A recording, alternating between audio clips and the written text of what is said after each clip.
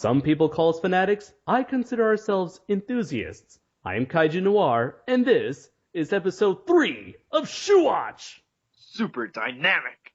Ultra Force. Go! Hello, everybody. Thanks for joining us once again. I am joined, as always, by David Joshua Hernandez, a.k.a. Gorzard. The internet bows to no man until now. And last but certainly not least, the ever-all-present Mr. Adam Noyes. Hello, insects of YouTube. Now, for this section, I wanted to get into a topic like I normally do, but before we go into that, I decided to spread a little bit of that love, Andres love, that I normally provide for the for the SOS. In that, for those of you who follow the Sons of Sarazala podcast, I normally give a couple news reports related to. Oh my God, cat! Sorry, we are having cat problems apparently. I'm sorry. I closed my eyes for a second, and I turned my head, and I opened it. My cat's right there, just like upon me like a ninja. I'm sorry. I'm really sorry. I likes to watch you podcasts. I like it when you talk into that mic. I'll bet you Adam would actually train one of his cats to actually talk like that. Oh yeah, speak very dirty into that mic. I can stay. You underestimate the power of the cat. You underestimate her greatly. Yes, I just quoted The League of Extraordinary Gentlemen. So anyway, such a guilty pleasure. Yeah, I agree. So anyways, so there are two stories that I like to that we are all three of us are really interested in discussing.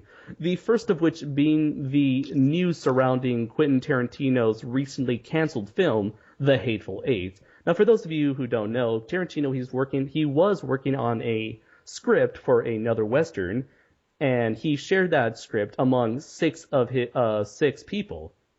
And very quickly, that script was leaked by one of those six individuals, and Quentin Tarantino got so mad, so offended, that he decided to straight up cancel this film, instead publish this script in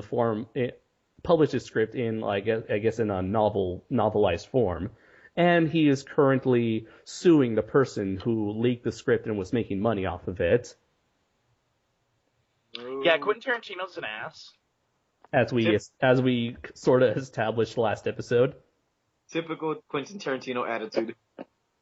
Oh my God. Like, the more and more, it's like, I just need to stop paying attention to whenever I see his name in the media, because I just hate this guy so much. But you love his movies. Yeah. Yeah, he's such an ass. Like, I took his picture down off of my wall because I have a bunch of pictures of my favorite directors on the wall. Like, I have Shiro Honda, Orson Welles, Sergio Leone, Peter Jackson. Quentin Tarantino used to be out there, but I tore it down because he's pissed me off too much now. His personality sucks. It's like that scene from American History X where they're taking down the Nazi symbols. You're just taking down a big flag of Tarantino. Yep. David, what is your take on this? I think this is really, really ridiculous, and Quentin Tarantino is like blowing this way out of proportion because this is an ego thing. This is really an ego thing because why would he, cancel the film? It's only a first draft. The final film is not going to resemble the first draft in any way, shape, or form. It's just the blueprint for what's going to be the film in the future. Now, do you guys know if there has ever been first draft leaks that has ever been, leaked before a film actually even went into production? Yes, Pacific Rim. Yeah, Pacific Rim. I remember Pacific Rim. And I was actually sent the link to the script, and I said no because I wanted to be surprised. Yeah, and then there's a few other movies too. So before they even made the film, before the trailers, before actually, I found the script for Pacific Rim around the same time that they released the debut trailer in December 2012. So Ah. it was around that time I found the script for Pacific Rim. So I guess they were already practically nearly finished with the movie. And do you know if when that script was originally leaked? Where? Oh, when, I mean. When Uh, Because you found it in late 2012, but when? yeah, But do you know how old that file was? I honestly don't know. But Mm-hmm. my theory is that I guess whoever leaked it, because usually this is how leaks work. From what I've learned, the scripts are given to the actors, and then they hand it to their agents for them to read to see if this is viable or not. And they pass it to someone else, and then they leak it on the internet. So I guess whoever did leak Pacific Rim leaked it because the first draft is significantly different from Guillermo del Toro's final product. And I guess this probably might have happened around the time when they announced the 3D conversion, which I believe was in around Comic-Con 2012 time. It might have been around that time. That's my theory. Mm-hmm. Because I found it, the way I found it was I Googled, searched Pacific Rim PDF Media Fire, and it was the first thing that popped up. To my surprise, I was like, this can't be legit. And then I pulled it up, and there was the script with the glossary on the first page as I was told on script reviews for the first draft for Pacific Rim, and then I realized this is legit. Hmm. I just remembered another leaked script that showed up on the internet before the movie ever even went into production, which was the infamous. So supposedly it was a script to that infamous version of the upcoming Ninja Turtles reboot, where the Ninja Turtles themselves were aliens. Oh yeah. Okay, yeah. Funny thing about that script, I know Adam doesn't care, but I just want to blab about this because me and Dylan, Mm-hmm. we talked about the script, and we found it surprisingly enjoyable. Really? Yeah, both the way it's written and how they've written and rewritten the mythology of the Ninja Turtles. It's like one of those type of films where it's so bad it's good.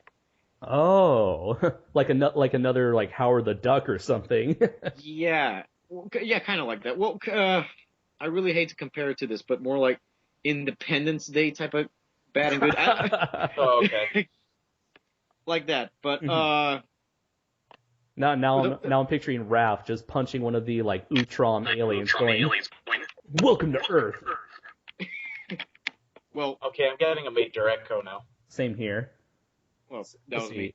Oh, okay, because I don't hear anymore. All right, moving on. Well, the Oh, Ninja sorry. Turtles, Uh-huh. the Ninja Turtles in that script were supposed to be interdimensional aliens. And this is the funny thing about the script when it was leaked. Mm-hmm. Michael Bay came out and said, "That's not our script, guys. We did not commission it. That was established before we ever came aboard." The thing is, Michael Bay was the one who personally said on video that in his version of Ninja Turtles, they will be aliens. Those were his exact words. These turtles are from an alien race. Right. And when the scripts leaked, he said, "That's not ours." On top of that, the script, it says it's written by the I forgot their names, but it's written by the two writers who wrote Mission Impossible: Ghost Protocol. Uh-huh. Those guys were signed on by Michael Bay's Platinum Dunes studio. Were those the same guy that also worked on the Star Trek movies and the Transformer movies? Oh no, you're thinking about Bob Kurtz, G and Kurt Alexander, something like that. yeah, No. Kurtzo, Ortzi, You know something. what would have been awesome? What? If this was written by the Coen brothers. Mhm. I would watch the movie if it was written by the Coen brothers. I just want to say that And they totally made it into like a Big Lebowski-esque Ninja Turtles movie. That would have been awesome. And it would have been set in Texas Yes. instead of New York. Vietnam. This have nothing to do with Vietnam. Am I the only one around here who gives a fuck about the rules? I do want to say, like, before you mentioned that Michael Bay, he clearly said that these turtles were from an alien race, and I think it was late to 2013 that he went back on his word and said, no, I never said they were part of an alien race. He was like backtracking what he said. Yes, he said that he was misquoted or misunderstood, something like that. He says that the ooze is of alien technology. There's a video out there with him literally saying these turtles are from an alien race. Right. Okay. Can we? I gotta ask. Uh-huh. Can I rip Tarantino a new one? Right. Let's go. Yeah, let's we go back to Tarantino. Yeah, so we've just established that leaked scripts before the movies even go into production is not a new thing. No, it's not. It's not. I mean, Tarantino has an ego. A very black woman bitchy ego. Oh my god! And I mean, it's even to the point where like he can't even be seen with fans. He doesn't even say hi to fans. It's like he doesn't sign autographs. He's too good for that, you know. And that's what pisses me off. If only he didn't make good movies. So it's like he's the anti Guillermo del Toro, where it seems like, from what I've heard and what I've seen, it seems like del Toro is like a very friendly guy that you can easily like confront. Yeah, while Tarantino, if you get like within 10 feet of him, he says, "Go the fuck away, go away." Like there's a video of him like beating up. He was at a Starbucks and he's like legitly beating up this guy who was saying, "Could I have your autograph?" He's like, "No, dude, get the fuck away from me." I think I've seen this video. I'm not sure if it's the same one you saw, but yeah, he's coming out of some coffee shop, and I guess it's some people with a camera following him, and he just goes up to them and says, "What the fuck are you doing?"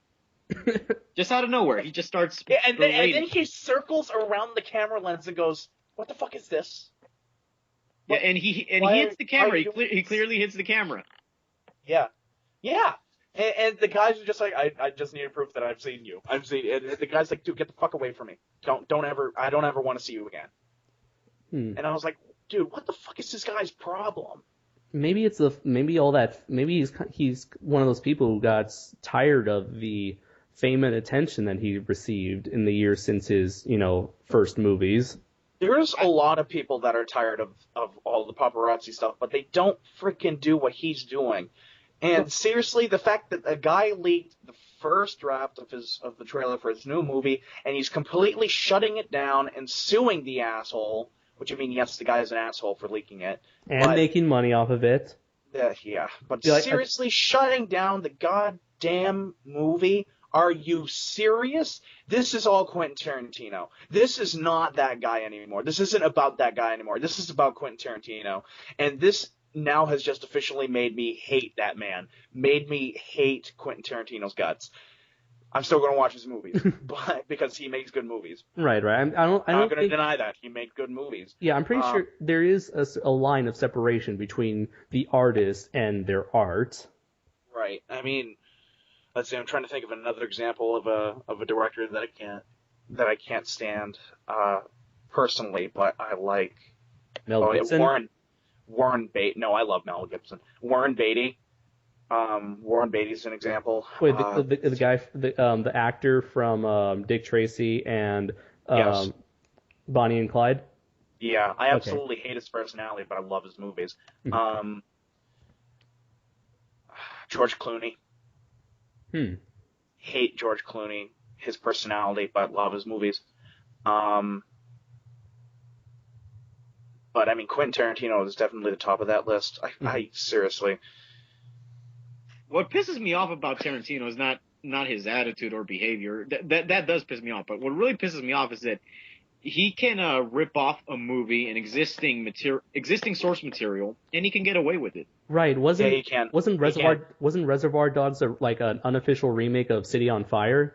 That's what it was implied. But Tarantino defended the movie by saying that he was heavily inspired by City on Fire. But I heard that I heard that he claimed that he. You guys want to watch a love letter, or how much he's ripped off? All Kill Bill is is homages to either spaghetti westerns or kung fu movies or samurai movies. I just want to say That's every single line in that movie is from another movie, literally. I heard that Tarantino denied or he claimed that he never even saw City on Fire when he was making Reservoir Dogs. Now that is bullshit. Because City on Fire included Chow Yun-Fat, which is one of his favorite actors, and how the hell are you not gonna watch a Chow Yun-Fat movie if you're a fan of this guy's work? That's like us that's like us not watching Godzilla 2014 when it comes out. Or not having seen Pacific Rim, but we call ourselves kaiju fans. And what was another thing? Oh yeah, you guys mentioned that he does a lot of homages. Doesn't it seem like throughout his entire career, he's done nothing but homage films?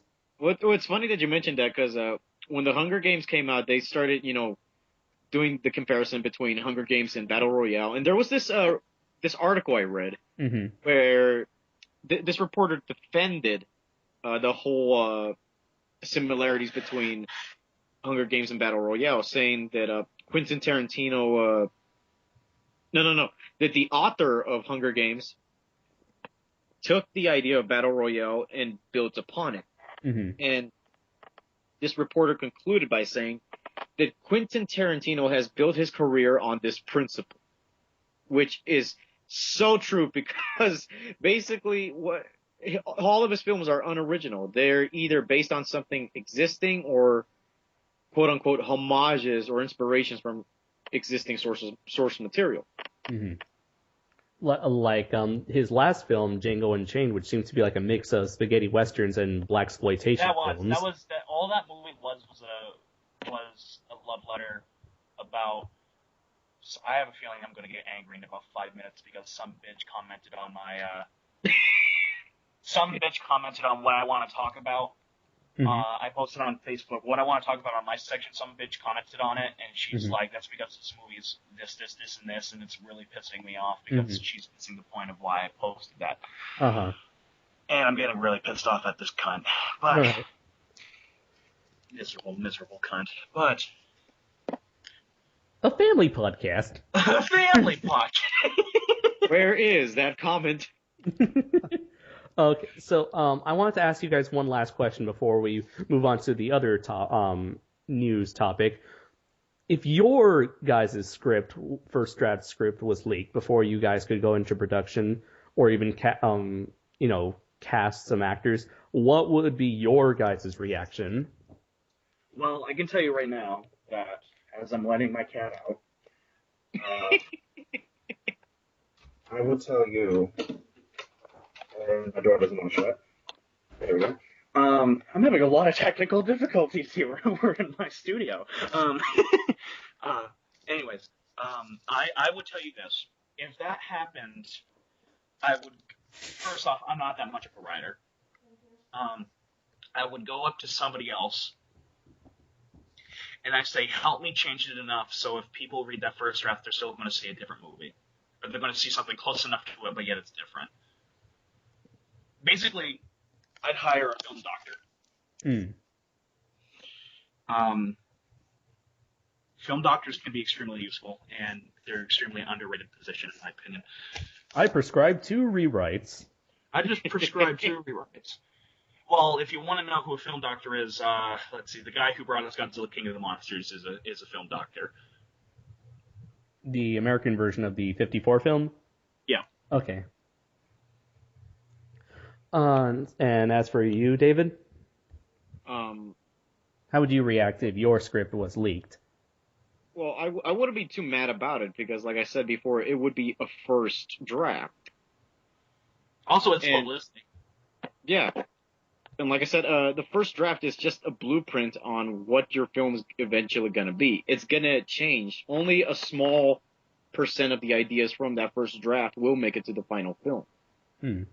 And personally, I would be happy because that would kind of be like a somewhat promoting your film. And it kind of shows that, people are eager to read your stuff and they obviously want to see your movie. Oh, yeah, because from what I've read, how Tarantino found out that his script was leaked was that he was getting tons of agents like trying to contact him because they read the script, trying to get their actors into the film. Well, what our audience or listeners need to understand is that in Hollywood, there is no single script. There are many versions of a script. Quentin Tarantino's Hateful Eight. It would have gone through various revisions. It wouldn't have the script that got leaked wouldn't have been the film we probably would have seen next year. It would have been a completely different film, but with the same basic concept. Yeah, I agree with Dave. I mean, something that, again, I also disagree with Quentin Tarantino is he hates improvisation. You know, he has to have everything scripted out to the minuscule of detail. Mm-hmm. Which I personally feel like if you have a little room for improvisation, you're actually adding to the art. Well, he thinks it's restricting the art. Mm-hmm. I mean, it's just two sides of the same coin if you really look at it. But, yeah, I mean, I seriously just don't understand what the fuck his problem is. I mean, the whole money thing, I'd get angry about. I really would. But at the same time, I'd still be like, dude, I'm a fucking bajillionaire. Now, I just realized that this signifies just, how far we've come in terms of how Hollywood tends to keep its audience in the dark when they're in the middle of making a film. I mean, back then, they try to do as best as they can to keep everything a secret until the movie is actually released. Nowadays, things get leaked left and right. You can't keep... Oh, man. You should have seen The Making of Gone with the Wind. Yeah. Oh my god, that was like the most closed-door production I've ever fucking seen. And nowadays, you can't hide Godzilla's design or the Ninja Turtles design or or a leaked script, because everything gets out one way or another. I mean, and this script itself was a first draft before the movie was barely announced. The movie was barely announced, and a week later we got that leaked script. What does this tell us about how the internet has affected Hollywood, you guys? Because honestly, if the internet was at its peak like it is now 10 years ago, I think fans could have prevented Zilla 98. I just want to say that. Or Me too. You mean 15 or 16 years ago? Oh, you know what I mean. Right. I also want to say, is it possible? I really don't think it's the internet. I really don't. A lot of people blame the internet for a lot of leaks and shit like that. No, I just think it's the real, just lack of enforcement or lack of control that Hollywood has. And you already know that I'm going to be bashing Hollywood probably all night. Mm-hmm. To me, this isn't the internet. This isn't really an internet problem. For me, this is just Hollywood just losing their shit and going down the drain. So if that's the case, do you think it's possible that Hollywood could end up destroying themselves with the help of the internet, to the point where nobody can make movies anymore because everything gets leaked? Well, I mean, you'd still be making movies, but I think the whole movie thing is going to be different. How movies are handled when they're made is going to be completely different. I don't know, I do know, but you refuse to tell us. I think what's going to happen is we're going to see. See, I like to think positive. I still think that there is a golden age of Hollywood right around the corner. I really do. And right now we're in a slump. Everything from the late 80s, 90s, and 2000s has been shit. I don't know. I would say that the 80s still had a lot of great stuff. Not in my opinion. I look back at the movies that were made in specifically the 50s and 60s, and I'm like, these are gold. These movies, there's a lot of heart and soul into these movies. There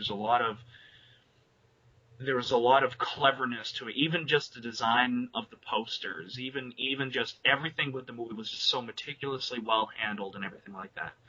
And then I go into the 80s, the 90s, and today, and I don't see that. I see a mixture of creativity that has just been brainwashed into people because of creations of things such as film schools. And I've also just completely seen a lack of creativity on the side of other individuals in terms of having to design it, because people want everything to look the same. There's no one is willing to take a risk. People, of course, there are exceptions to this, but for the most part, people just aren't willing to make risks anymore. People aren't willing to go along with certain things. And then above that, every actor has such a huge ego now that you say one little thing about them at the Oscars, and then you'll get kicked off as the host. You get kicked off as the host. Oh my god, that whole thing. Let me tell you. And I'll seriously, and then I'll shut up after a while. And then I'll shut up after this, I promise. After Seth MacFarlane hosted the Oscars last year. Right. Yeah.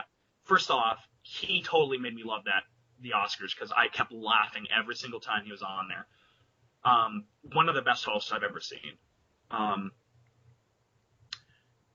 Freaking the actress who played Fran in Lake of Death and Compound of Chaos went on a huge rant about how horrible he is and sexist he is for doing this and that, and on specifically singing the song "I Saw Your Boobs," which I thought was hilarious.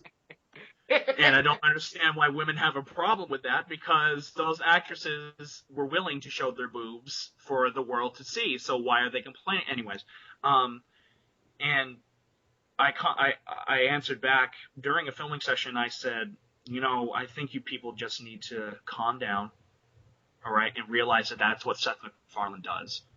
And then she replied, "What do you mean by you people?" And she said, "That's because you're a male, Adam." That's what she turned it into, a sex war. And that's when you ended up replacing her for the sequel. No, she's in the sequel, but I just cut a shit ton of her scenes out. No, that was just like a Spielberg joke. Well, I was going to say a Nolan joke for when he replaced Hoosie McFlicket as Rachel. I'm sorry, not Rachel. Rachel! Rachel! Okay, so I guess we're ready to move on to the next story we have. Yes. Okay, so I'm pretty sure we were all expecting this, where as just like if you guys remember back in 1998, 97 when the TriStar Matthew Broderick Godzilla was coming to theaters, a lot of companies were putting out Godzilla films on VHS. To the point where it seemed like you had 5 different VHSs of half of the Godzilla movies. And this seems like the same thing is happening again, where we are getting Blu-ray, DVD and Blu-ray releases of Godzilla vs. Hedorah, Godzilla vs. the Sea Monster, and Godzilla vs. Gigan from, I forgot what was the name of this company, but Universal is also having plans to release Godzilla vs. King Kong and King Kong Escapes on Blu-ray. And I don't... They're the American versions, right? From what I've heard, I think it's just going to be the American versions. And as for the other 3 movies, I don't think they're going to have special features. They're just going to be like the American and Japanese versions. Okay, well, yeah. Here's the thing. For like the Blu-rays for like Godzilla vs. the Smog Monster and stuff like that, they're apparently coming with no special features other than the trailer. I'm like, for like Godzilla vs. the Sea Monster, and I'm going to get Godzilla vs. Gigan, but Godzilla vs. the Sea Monster I'm not going to get because I already have it on DVD and it has the same exact special features. Which is no special features. None. I'm going to get Godzilla vs. Hedorah because you have your my first. Right, that's my first Godzilla movie. Oh my god! As the title card and intro of the show clearly displays your deep affection for that film. I love that movie, and for King Kong Escapes, I'm not going to get it if it's just the American version. I'm not going to get it because I have it on a pretty decent quality DVD, and if it has no special features, then what the fuck's the point? I mean, King Kong vs. Godzilla, I don't like that movie anyway, so why would I get it on Blu-ray? Your reaction to all of this, David? Well, I have to get them by this point. Why? Because you don't own them? I own them. I own the DVD versions. I own the Sony releases of Gigan, Hedorah, and the Sea Monster. And I own the Universal releases of the DVDs for versus Godzilla and Escapes. But this is Blu-ray 1080p quality. I need to get these. I forgot. No, I forgot. I'm talking to the person who spent oh yeah, right. ridiculous amount of money for Ultraman how on much Blu-ray. money was that, David? Tell us again. How much money did you spend on just half of the season of the series of Ultraman? What? Well, okay. Well, I bought. I'm sorry, David. How much money? I'm not good with math. Hold on. How much money, David? Tell the audience how much money you spent on getting not even the full series, ladies and gentlemen. I think it was a third of the series. I'm sorry, David. Around $200 on the first 13 episodes for the original Ultraman Blu-ray. There, I said it. Okay, remember, audience. Out of the 39 episodes, he spent almost around $200 for 13 of them. I'm not sure whether to call you, David, the most dedicated tokusatsu fan or the craziest tokusatsu fan. No. You know how at the beginning, Andres, you say some call us fanatics? Fanatics. Dave is no longer an enthusiast. This is a fanatic. This is the $200 and something on 13 episodes of Ultraman. Oh my ever-loving God. Well, if you remember the David's unboxing video of his package, you can tell at least he felt it was totally worth it. Well, I haven't seen that video. I'll be honest, I haven't seen it. I gotta watch it now. I hate to admit this, especially on the podcast, and I don't think I told any of you guys, but I own I think 3 or 4 different versions of the original Ultraman show. Oh, that's nothing to be ashamed of. No, not at all. I have the BCI releases. I have the Mill Creek releases. I have the Blu-ray release. I just have the Mill Creek release, which I spent $10 on. I spent $6 on it, so I said fuck it. Well, okay, here it is. I have to watch it. Oh my god. It's like David was losing his mind when he was opening the box and everything. It was a surprise. It was a really huge surprise. I can understand, David. It's just that I don't record myself whenever I. Surprise, all right. $200 and something later. Oh my god. The thing is, I haven't completed getting the rest of the Blu-rays. So basically, if I get the last 2 Blu-ray sets, it would come down to $400. So now I have a choice: either complete my Blu-ray Ultraman collection or get a PS4. Granted, the box does look nice. Right. It has a nice box, therefore it's worth it. It's got a nice picture of Ultraman and Bolton. Okay, so I just want to say personally, like you, David, I have all the DVDs to these 5 particular films. However, I don't feel the need to get these movies even on Blu-ray because these are much old. Well, I just want to say the DVDs themselves, the original DVDs, I just think they're they're really good. They're in really good quality, and I don't really see how these films can look all that much better in high definition. Ooh, Andres, you have not seen these on Blu-ray. You see, I'm standing with Andres on this one because, the audio is definitely improved. Are you talking about Ultraman or are you talking about the upcoming Kaiju Blu-rays? Oh, I'm talking about the Kaiju Blu-rays. Oh, well. Okay. I take that back. And so, right. This is what I'm going to do, especially with the Universal releases.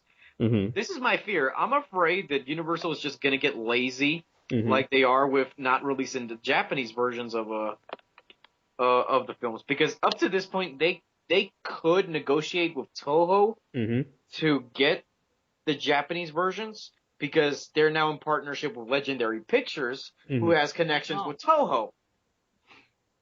And my biggest fear is that Oh. they're just gonna release an uncompressed version of these films on Blu-ray. And Right. what uncompressed is basically they take the DVD quality and just basically give it the quote unquote Blu-ray treatment without actually giving it an HD transfer. I see. Yeah, they just take, instead of going back to the original source, they just take the DVD and just slap it on the Blu-ray disc Yeah. Right. and And have it like automatically clean itself up or whatever.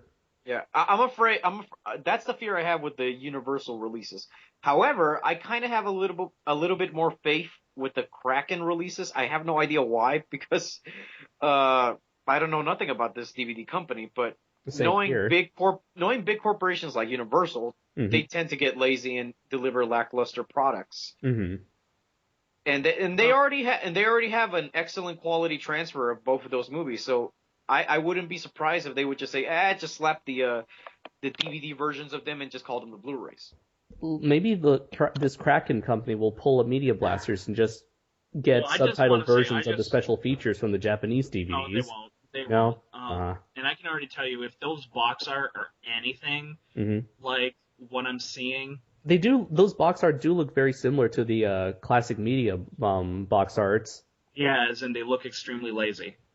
Well, Really? 'Cause they're not the final things. They're just like the prototypes. Well, I like Yeah, I know. I like the classic Media DVDs where they took the poster and had this nice shiny silver-looking border around the poster. And I know, but this one was replaced with like this black shit and. Ugh. who knows? Maybe it's like holographic or something, and when you see it in real life. Who knows? Yeah, who knows? Maybe it's 3D in real life. Has like an image that changes when you move it at a certain angle. Oh my god! Oh my fantasies! It's like the 90s all over again. Get the limited edition platinum version. Yeah. And what was I gonna say? Okay, so if they're not gonna add any special features, I don't think I'm gonna get these movies, even though I have a lot of nostalgia for the Godzilla vs. the Sea Monster being that movie. I don't have My first I don't Godzilla- have Godzilla. I don't have Godzilla vs. Gigan on DVD, so of course I'm gonna get this Blu-ray. Okay, well, yeah, you have your excuse because you obviously don't own one of these movies, and yeah, but even though I Sea Monster was the first Godzilla movie I ever saw, even that I won't get unless there is something there that's new that I won't that hasn't been seen before, like if they had special features, right, I would right. totally be like all over these Blu-rays. Right, same here. Now, I just want to say, why? Well, I can understand why Universal would release those two movies because those are the only ones they own. But why would Kraken go after these three seemingly random Godzilla films? Well, two of them are from the 70s consecutively. Two of them are directed by Jun Fukuda. Wait, aren't all three of them? Oh no, you're right. Hedora was Bono. Yotsumitsu Banno. Yeah. Because I feel like, okay, we have 3 new Godzilla DVD/Blu-rays coming out, and yet we still don't have any of the Heisei films, especially Return of Godzilla. I know. That's what I'm saying. That's the one thing I'm really disappointed. Maybe there's a conspiracy out there that all these DVD companies or Blu-ray companies are being like #yellow swag and just saying fuck you. That's you don't want it. You don't have. You still don't have your Heisei Godzilla films. Oh, tell us all about it. Yes, I'm so sorry. I guess you're going to have to go to Japanese imports. Well, I'm sorry, I don't have $200 just lying around in my wallet. Oh, really? Well, I guess that sucks. Tell us all about it. Just tell us all about it. Yes. So yes, those are our thoughts basically on the upcoming Godzilla DVDs and Blu-rays. On life in general. And Quentin Tarantino. So I guess we can go into the start of my actual section, where there was this article that I saved a long time, quite a while, several months ago, that I wanted to bring up, where there was this article that talked about certain movies with special effects that have gotten worse over time, or basically these are movies with special effects that have not aged very well. And I wanted to ask you guys this question: what are some movies where that you know of where the special effects do not hold up? Even at because there are movies like, let's say, the Ray Harryhausen films where even though that we have much more superior special effects, you can say that those special effects were fantastic for their time and are still enjoyable to an extent, in this day and age. But there are movies with special effects that do not hold up at all, and most likely did not even hold up even back then. Do you guys so what are there any films like that you guys are aware of? The giant claw. Oh yes, of course, the giant claw. Was that too easy? Was that too easy? Oh no, that is perfect. Well, I was gonna say Reptilicus. Let's see, Reptilicus, Yongery, maybe. No, Reptilian. Let's see. Oh, Reptilian. Oh, dear God. From what I heard, I think they actually used a suit in that film, but they put CG over that suit. No. Nah, I think it was purely CG because during Gorzard and I's our top 15 favorite kaiju films, we talked about this. We had a huge conversation about this, and yeah, the director wanted to use CG because they thought it would be able to market more. And I should have just used a suit. It would look so much better. The practical effects, like for the buildings exploding, that would look pretty decent. Those didn't look too bad. Right. The green screen, however, with the soldiers on the jetpacks, it was like, eh. It's like anything. It seemed like anything from the 90s that wasn't ILM and attempted to use digital effects always looked terrible. Especially like the low budget like straight to video films. Like, have you ever heard of this giant monster movie called I think it was called Zarkor the Invader? Yeah. Yeah, that one just looks so cheap. Yes. I mean, the suit itself looked pretty decent, but everything else around it, oh dear God. And right, back to the giant claw and Reptilicus. Yes, those. Oh my God, those puppets just look terrible. I mean, let's see. Any Ed Wood movie ever made. What do you mean, man? I couldn't even see those obvious wires on those paper silver utensil spaceships. Oh my God. Or like that octopus that Bela Lugosi pretended to struggle with. I love the scene in Ed Wood where they are shooting that. They nailed it. Oh my God. You remember where he's like, okay, we want you to get in the water and fight it. Fuck you, you do it. Just wiggle its arm around a little bit. It'll make it look real. Right. And like how they would use like stock footage of an actual octopus, like totally the same thing. Right. Oh, have you guys ever heard of this movie called Beginning of the End, where the city was being attacked by giant grasshoppers, and they used actual live-action grasshoppers. Yeah, that's a Burt I. Gordon movie. Right. Mr. Big. Oh my God. Like his movies Empire of the Ants, and actually, you know what? The Food of the Gods isn't that bad. I've seen the trailer to that one. That actually looked pretty interesting. The movie sucks, but the visual effects aren't too bad, actually. But, oh, Jesus, Bird-Eye Gordon. Mystery Science Theater, all I can say is, they tore him a new one. Let's see. Oh, okay, so I mentioned this before we went into recording. The 1960 remake of The Lost World that used actual reptiles with like glued horns and frills and passed them off as dinosaurs. That is an Irwin Allen movie. Mm-hmm. Oh, that movie is just amazing. I will promise you this. I will never sit down and watch the 1960 version of The Lost World, mostly because I hate. Mostly on the basis that on two bases, but the biggest one is that the treatment of those animals, just putting all these things on them, putting them in uncomfortable positions. I mean, that's basically flat out making them fight each other. That's straight up animal cruelty right there. And as an owner of 2 iguanas, someone who has owned pet reptiles, I just can't stand watching, seeing how they would do stuff to those animals. And the other thing another reason why it's just so insulting that they would try to pass off those animals as dinosaurs. And I'm pretty sure, now, would you hate? Let's see. There is no animal cruelty in this movie, but would you hate Jules Verne's Journey to the Center of the Earth? Because there's a scene in there where they're clearly iguanas, but with these frills taped to their backs. So they can look like dinosaurs. No, I can never stand that. You are a pussy, my friend. I have a soft spot for reptiles. Okay. Okay. But Journey to the Center of the Earth is actually really good.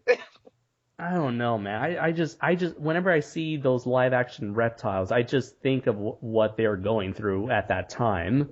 Dude, it's like a human putting on like makeup and shit like that. It's not that bad. I'm sure it wasn't comfortable for the actual animals.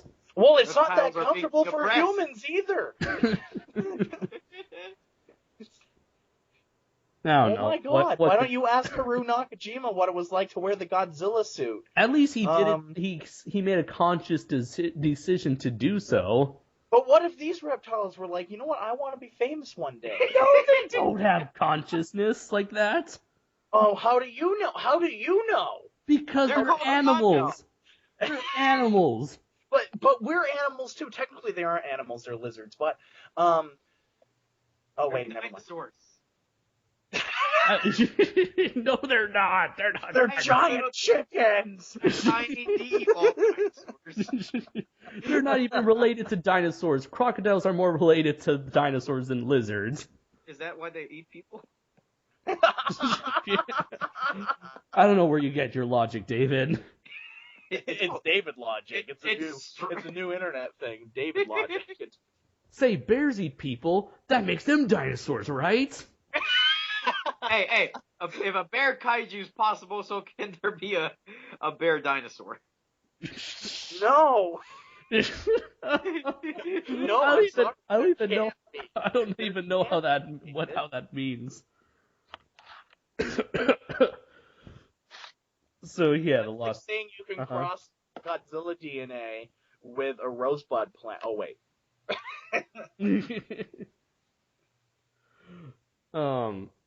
Let's see other movies that had really bad special effects. I don't really agree with the King Kong one. You do have to agree with the robot used, the 40-foot robot. Oh yeah, well that one sucked. Yeah, first off, that robot looked nothing like the actual suit, and second, I was able to admire that they at least tried to do something. Yeah, but they flat out lied to their audience by saying, "Oh, we're actually going to use this robot for the majority of the film," and they only used it for like 2 shots that were like half a second long. Thank you, Dino De Laurentiis. But I thought the suit was pretty good. What distracted me about that suit was, and this is the same issue that I have with the Toho Kongs, is that it seems like the suit actor, I know Rick Baker, he didn't really try to move like an actual ape. He was just like walking on 2 legs. Oh, you're gonna hate my Kong. Well, I do have to say, I do really like the animatronics used on the face for Kong. Didn't Rick Baker work on Kong for free because he was such a huge fan of the original film and he wanted to be a part of the remake? I think didn't he work? I thought he worked as like a student or someone he worked like underneath another bigger special effects person. No, it was Rick Baker. Because I know he was in constant arguments with both the director and the other special effects person, and that's why, like, I think from what I heard, he wanted to use a specific kind of fur. I gotta tell you, there on the special features of the King Kong remake with Peter Jackson, there's a whole section devoted to filming the airplane scene. Right, because Rick Baker. It's Rick Baker, Frank Darabont, Peter Jackson. It's all these people, And there's this interview with Rick Baker, who was loading the back machine gun, and he goes, yeah, he played King Kong in 76, and all of a sudden he turns around and says, yeah, I wanted to kill him then, too.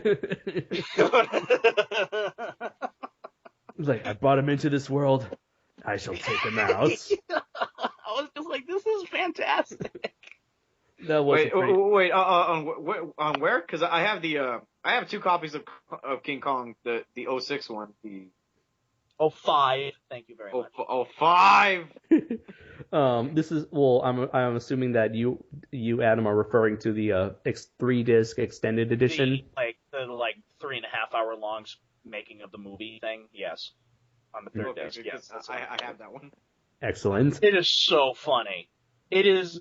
Especially when, Peter Jackson's getting his beard shaved, and he's never gotten it shaved before. He was like, oh, no. He was, in tears while he was getting it shaved, and everyone's just laughing their asses off. Why can't I keep the beard? They didn't wear beards like that. They didn't wear beards like that. Can I at least keep the Hitler stash?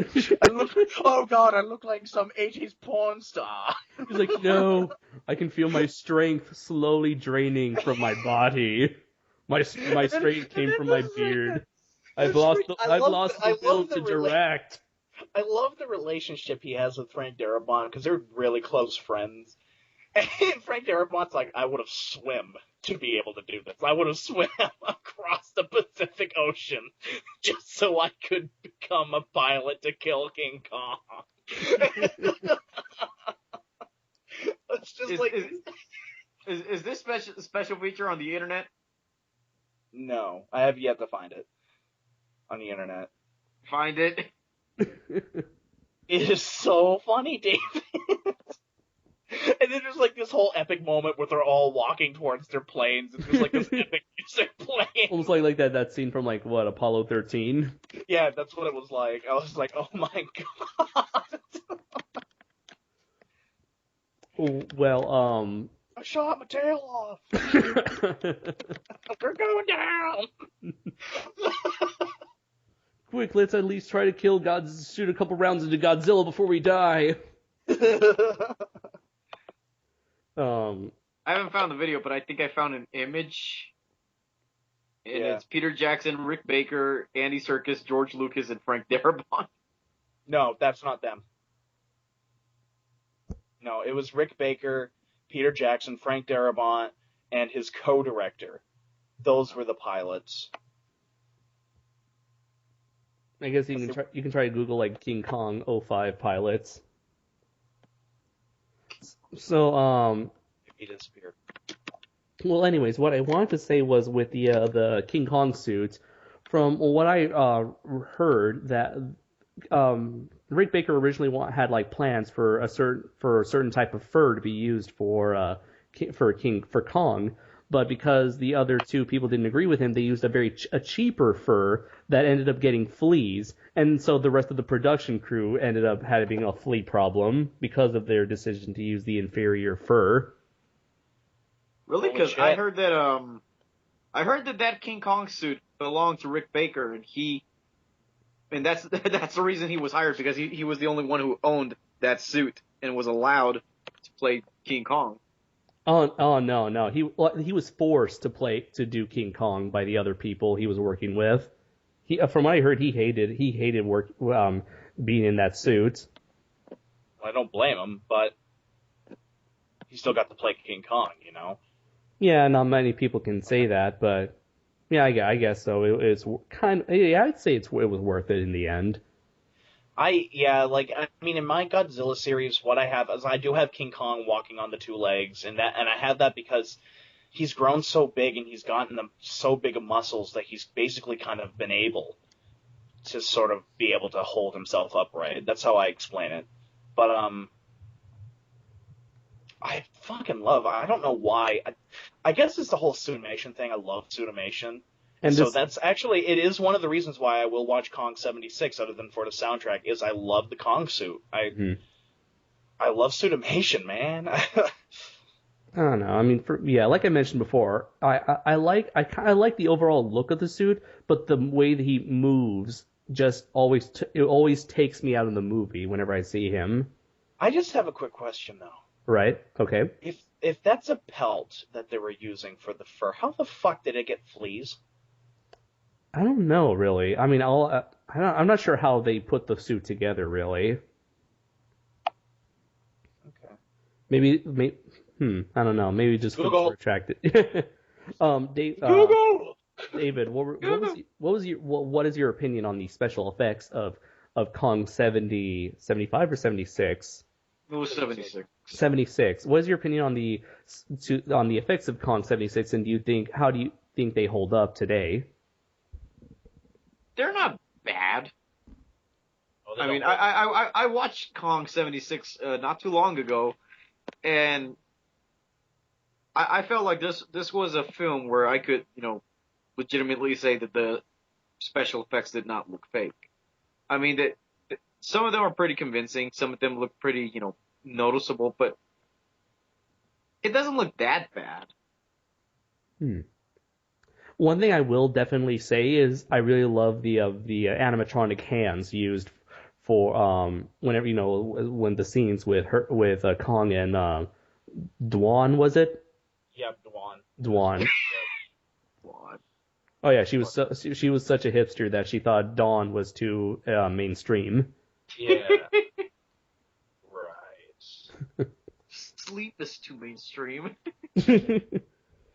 Let's see. Though I do want to say this: the sequel, however, the visual effects are atrocious.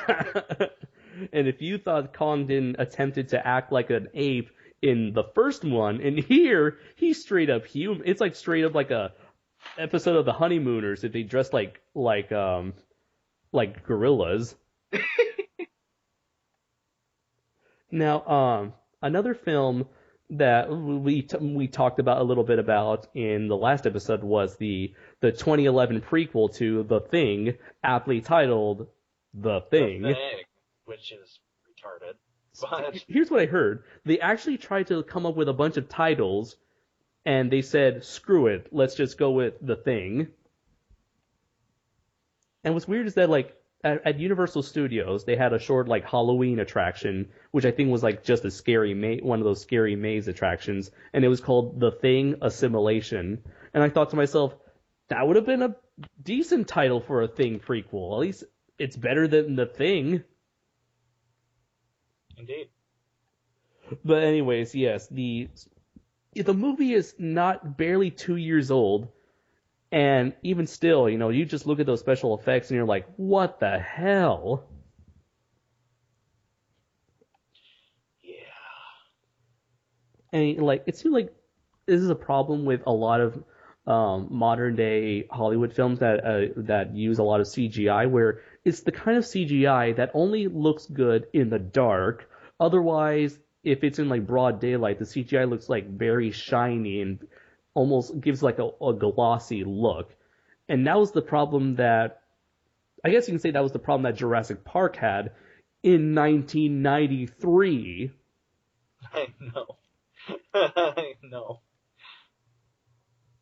So, and of course we went into the whole, they used practical effects. They said they were going to, in interviews, that they were going to use practical effects. And what did they do? They ended up replacing them with mediocre CGI.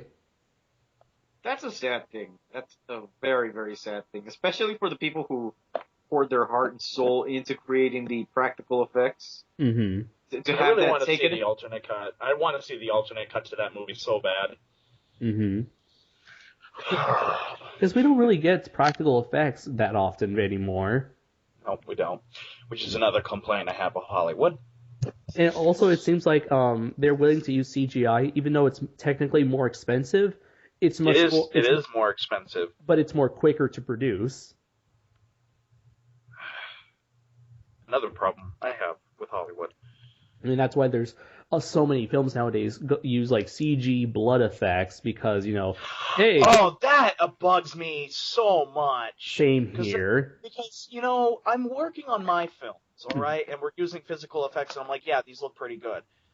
And then I see all these people copping out and using fake CG shit, and I'm like, they're getting thousands of views, and I'm like, you people suck. You people fucking suck. And especially like if you look at something like like an 80s action movie, like say RoboCop, that is a bloody film. That's a bloody ass fucking movie. And the blood looks so glorious in every single it shot. looks so beautiful. Like Sam Peckinpah movies are the same way. So many squibs were used in the Wild Bunch. Oh my god, and they look real. That's the thing. They actually, and also the actor has to react to something. Mm-hmm. You know, it gives the actor something to react to. While CG, you just got a kind of wing getting shot, and it just doesn't look right. The Walking Dead has it bad. Or like, let's say the Expendable movies, which is really insulting considering those movies are supposedly an homage to 80s action films. Well, then you have the Rambo movie. Yeah. That movie had a lot of practical blood effects. Mm-hmm, mm-hmm. And it was. You know what? Granted, how much we just bitched about Tarantino, Mm-hmm. this is practical gore effects. I was just thinking of that scene from Pulp Fiction where they accidentally killed the guy in the car. Well, Jesus. Also, look at the final shootout at the end of Django Unchained. Oh yes, I remember. Oh my God, that was beautiful. I don't care if that was like too much like an unrealistic amount of blood. It still looked awesome. It looked fucking amazing. Like freaking even the final battle with Uma Thurman and the crazy 88s. Look at that. See, so. God, you have so many examples of practical effects, like especially the blood. Yet they always seem to go the lazy, more expensive route. Freaking sci-fi's doing it now, because I was like, the one thing I used to love about the sci-fi original movies is that they use practical blood effects. Mm-hmm. Oh, and I was God. like, yay! And then all of a sudden now they've replaced them with everything is CG, and I'm just like, oh, God damn it. Like, I remember I was watching, what was it, Sharktopus, and there's a part where Sharktopus slits Eric Roberts' character's throat, and you're like, really? I know. Yeah, this Sci-Fi Channel, they are known for their incredibly awful CGI. Well, even George Romero has unfortunately done this too. He's gone back to CG. Oh yeah, like then he for Diary of the Dead and Island of the Dead, I think. No, it was Survival of the Dead. Survival of the Dead. There we go. Land of the Dead was the last movie he made that had practical blood. Mm-hmm. And it was beautiful. It was just fantastic. And I watched Diary of the Dead, which I had complaints with anyways, and freaking Survival of the Dead had a really great premise. Mm-hmm. In fact, it's not that bad of a movie. It gets a lot of shit, but it's not too bad of a movie. Mm-hmm. It's just I got sick of the CG blood. Mm-hmm. It's like, why, George Romero? Why? Why can't you just bring Tom Savini back and say, here, do this? I mean, just look at freaking the original Dawn of the Dead. Number 2 on the goriest films ever made. Dude, if you want to talk about gory special effects, look no further than Dead Alive. Oh my God, Peter Jackson! I love Dead Alive so much. It's like whenever I have a friend who has like even the slightest interest in horror films, and most of the time they only seen like contemporary horror films, I'm like, dude, check out Dead Alive. And sort of like Dead Alive and the Evil Dead series. Those are like the two I always go straight to. Well, that's they're spoofs. The gore was done for spoofage. Right. It's very like I like to call it cartoon levels of gore. Freaking Dead Alive. Oh my God, the lawnmower scene. I love how they even foreshadowed that in the most epic way in the beginning of the movie. At the beginning of the movie, and it's so glorious in every way, shape, and form. Mm-hmm. Peter Jackson. Oh. Well, he still uses a lot of practical effects in his movies. Yeah. David. What is a movie that has a lot, either like blood or gore effects that you really love or cherish? Versus. How did I guess? Oh my God, that movie, freaking Versus. Oh my God, holy shit! I think David's gonna have to make a Versus reference in every episode we make. No. Every time we bring someone a new member into the SOS, we have to initiate him into watching Versus. Yeah. Thank you for showing me that. I still say that that's the movie that made me like Godzilla Final Wars. Now, would you think if they actually ever went ahead with that American remake of Versus, or no, what was it? Was it a remake or a sequel that? Ryuhei Kitamura is supposedly planning 2 films: a U.S. remake and a sequel. Okay. Or a film that combines the 2, apparently. Huh. He still hasn't decided. Do you think that in today's day and age that you think they'll be using CG effects for their gore and violence? Unfortunately, yes, because I don't think Adam's ever seen this version of Versus, but there's this extended cut called Ultimate Versus. Yeah, I've seen it. Yeah, the additional effect sequences consist of CG, which is very, very terrible. The additional blood is CG, and it doesn't even look like the good type of blood you see in like indie films. It looks like the type of fake, noticeable, corny blood you see on the Sci-Fi Channel. Ooh, that reminds me. Are you familiar? The Ultimate Versus. Don't watch it. I mean, I've seen it, and sure, the extra footage is interesting, but I mean, I don't like it anywhere near as much as I like the other one. Anywhere near as much as I like the is it the unrated version, the original? Like, there's multiple cuts apparently. There's 3 cuts. There's the original cut, which is unrated. There's the ultimate cut, and then there's the R-rated cut, which removes a majority of the gory scenes. Yeah, so the original one is my favorite.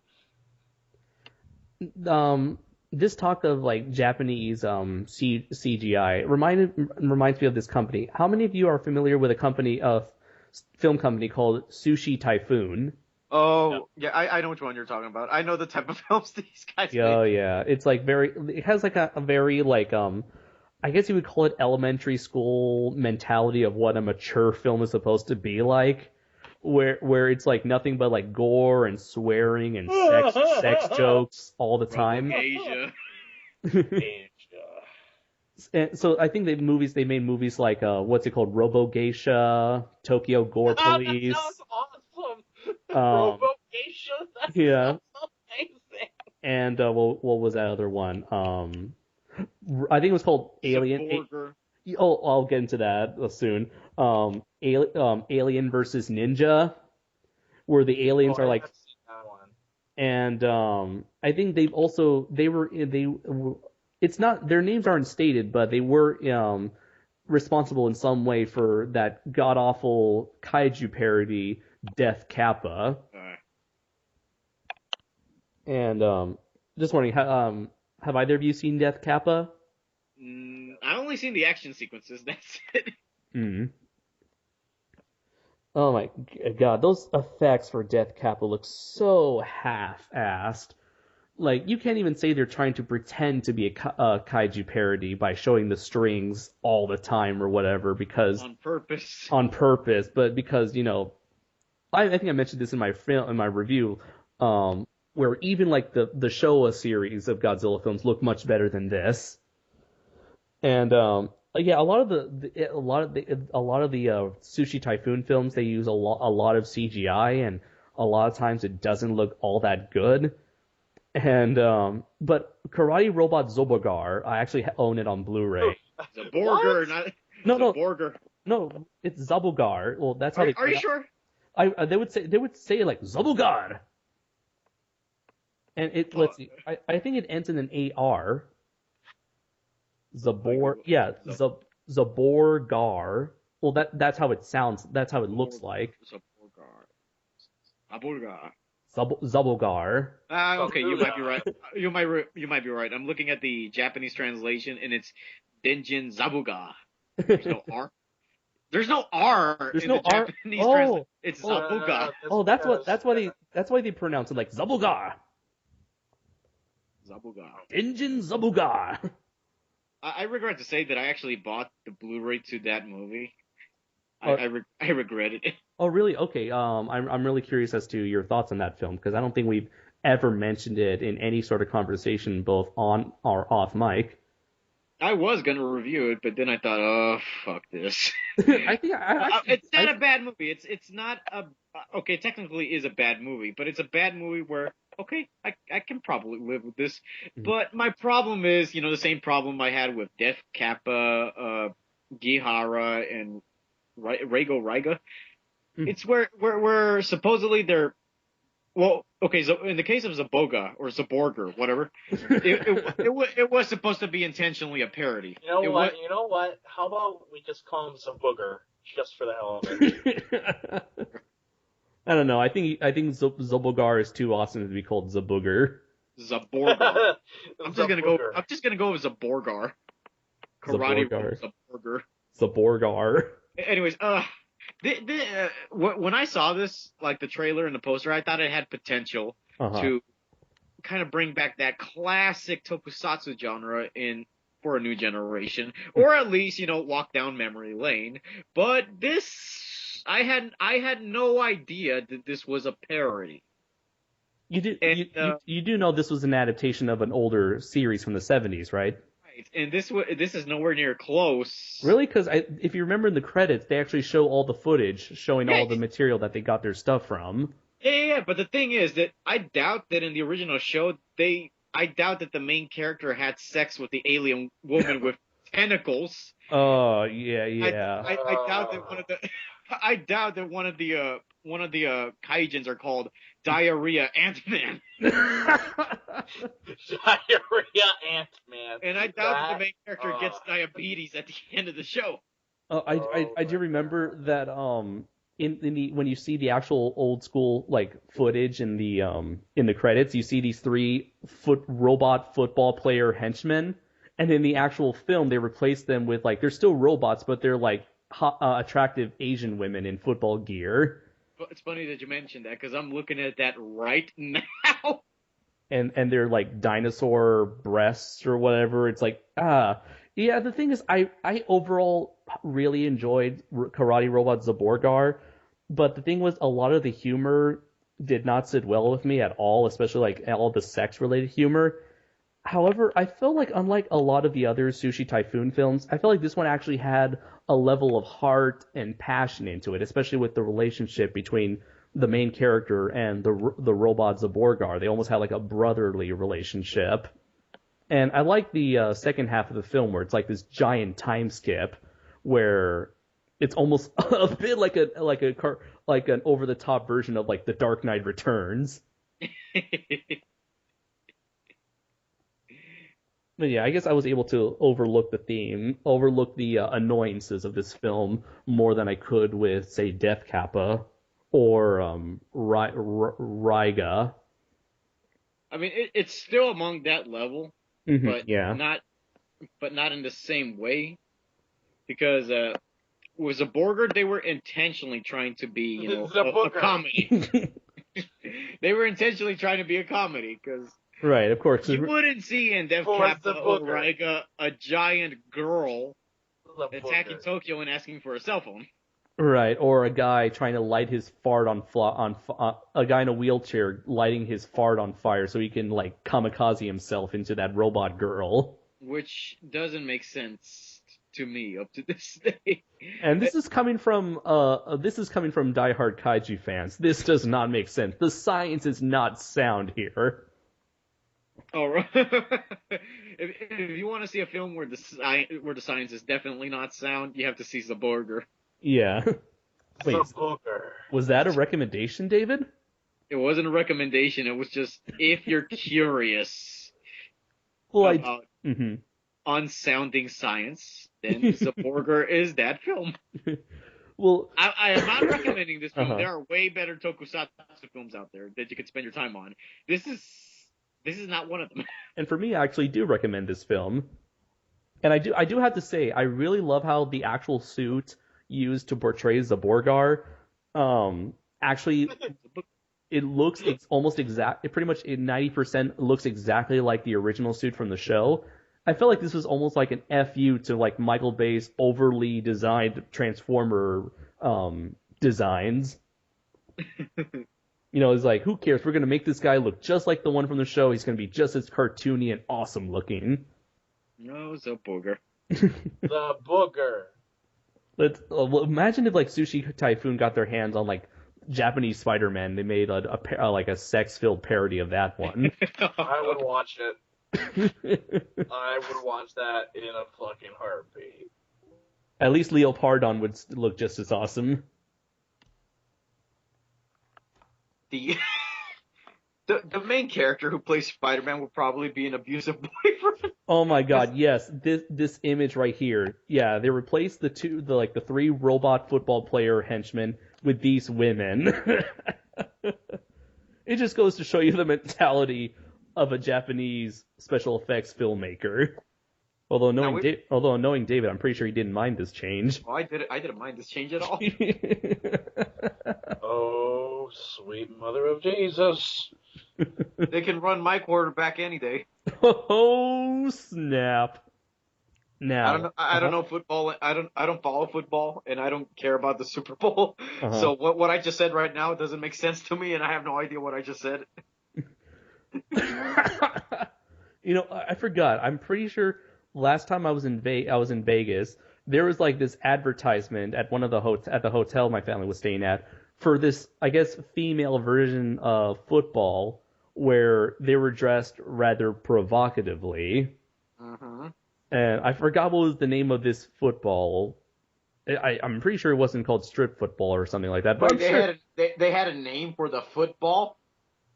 For the actual, like, this supposed football game featuring scantily... you mean the game? Yeah, featuring, like, scantily clad women, barely dressed in football gear, playing football. And I was wondering if you are aware of this, David, considering this is in your hometown. No, but now I do, and I'm gonna look for this. Oh my god. Let's see, any other examples of badly aged special effects films that we can bring up before we move on? Nope. All right, then. We'll see you guys after the break.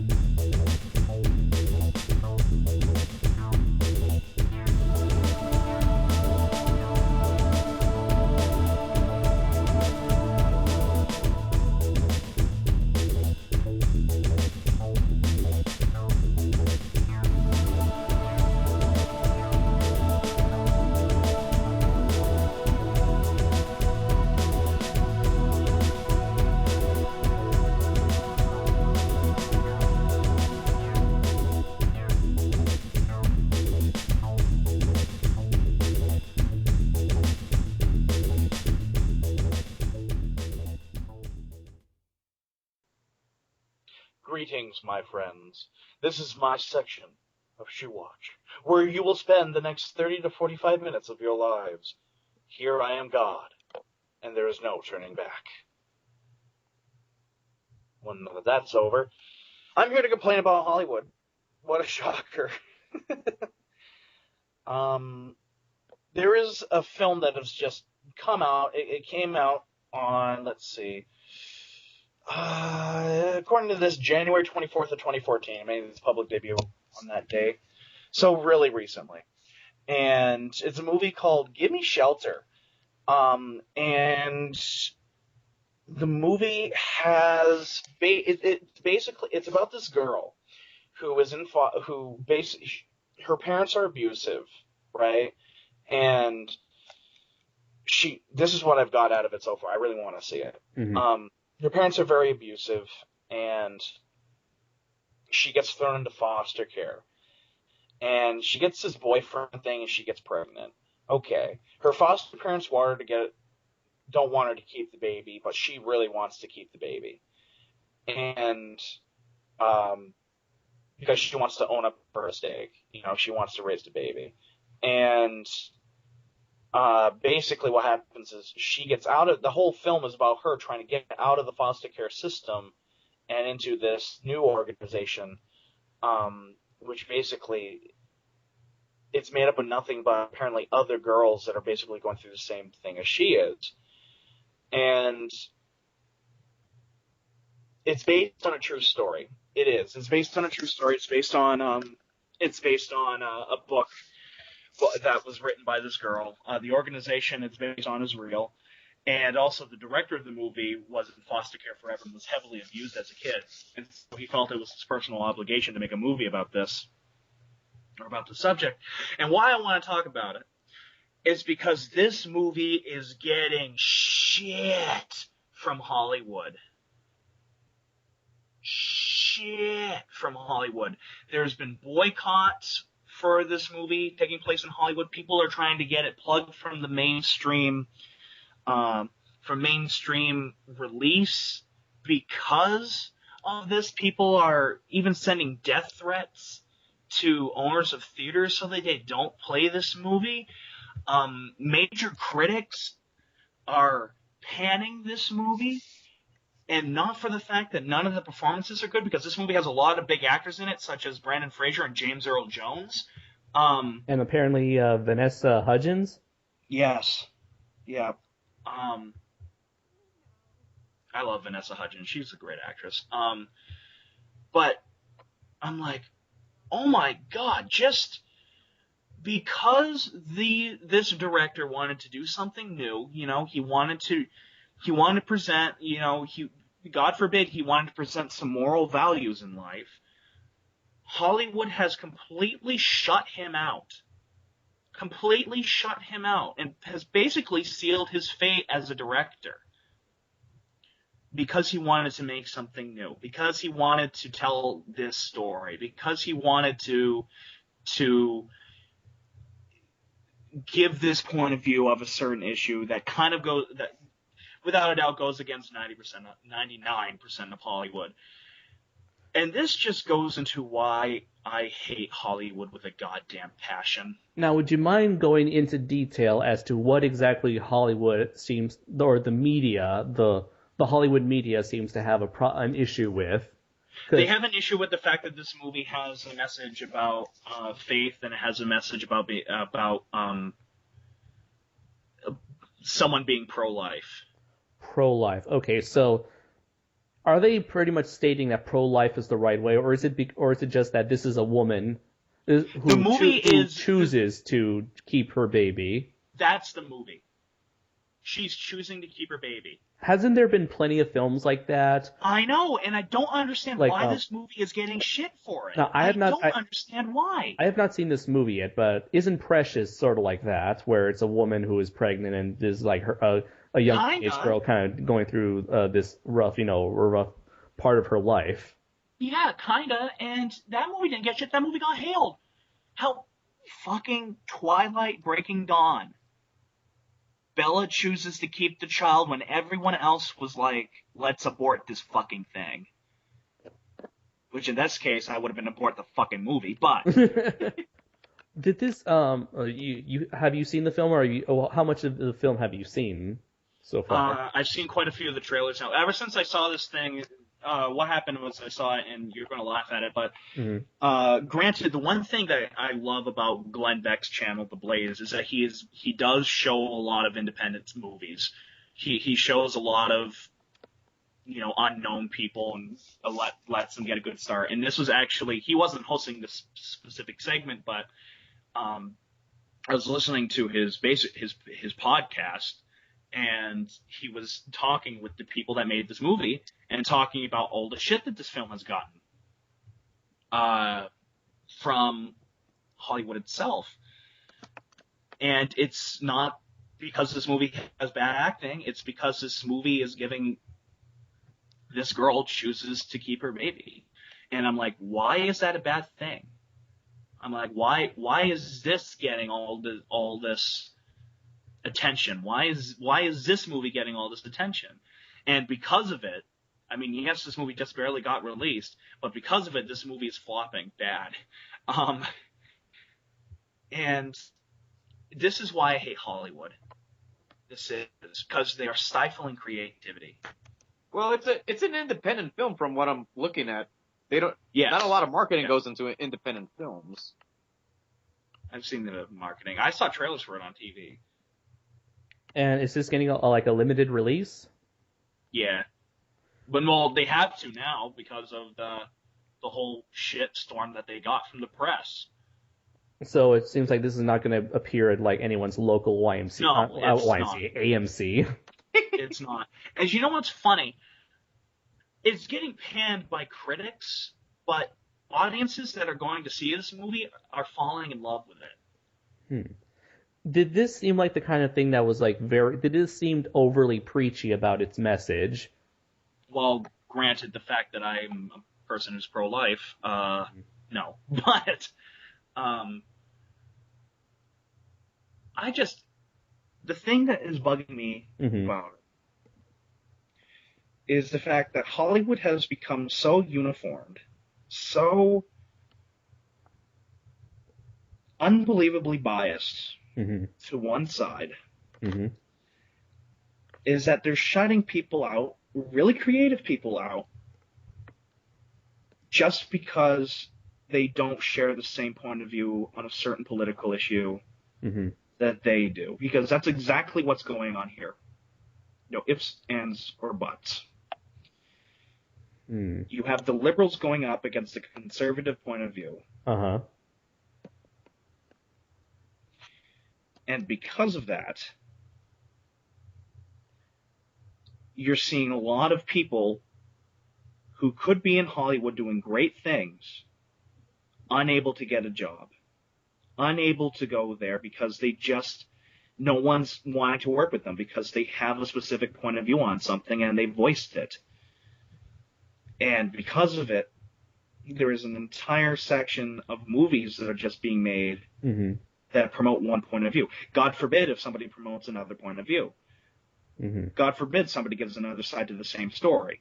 God forbid something, different happens. God forbid somebody makes, a really good creative story. This reminds me, I've been seeing trailers of this movie. Well, I don't think it's really a movie because there's this TV miniseries called The Bible, and they took Loved that show. Loved it.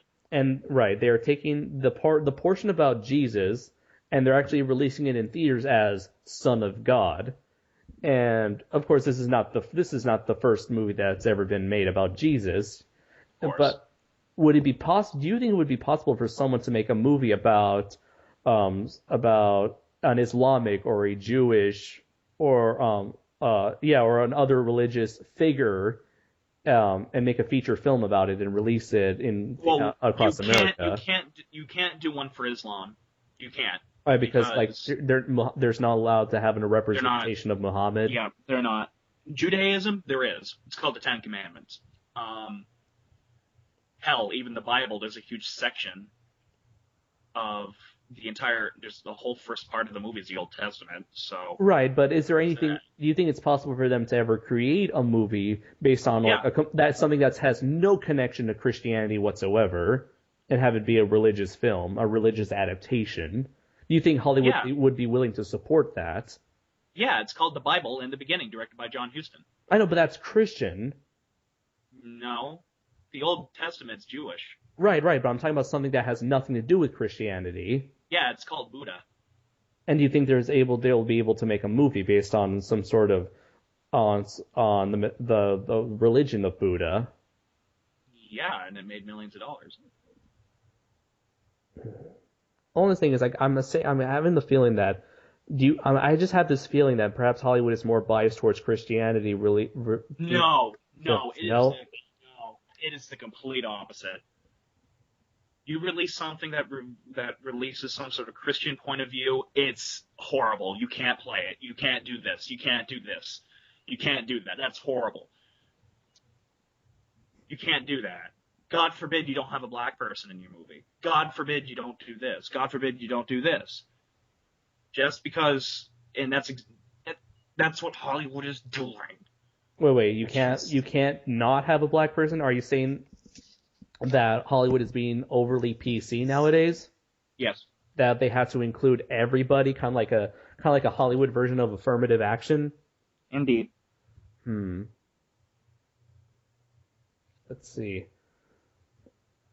You can counter it. No. Oh, I yeah. think I do. No. Yeah, I think I brought this up before too, with David one time, where I think there was like this. I think it was a leaked script or something that was leaked about the American Akira remake that's been in development hell for so long, where they like it was an all Japanese cast, but for the remake they want to have like an Asian gang, they want to have a black gang, they want to have a Hispanic gang, white gang, they want to have have all these different races to have more diversity in this movie.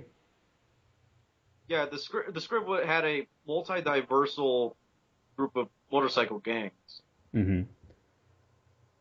And you think that was something that was brought along by this sort of Hollywood affirmative action sort of thing?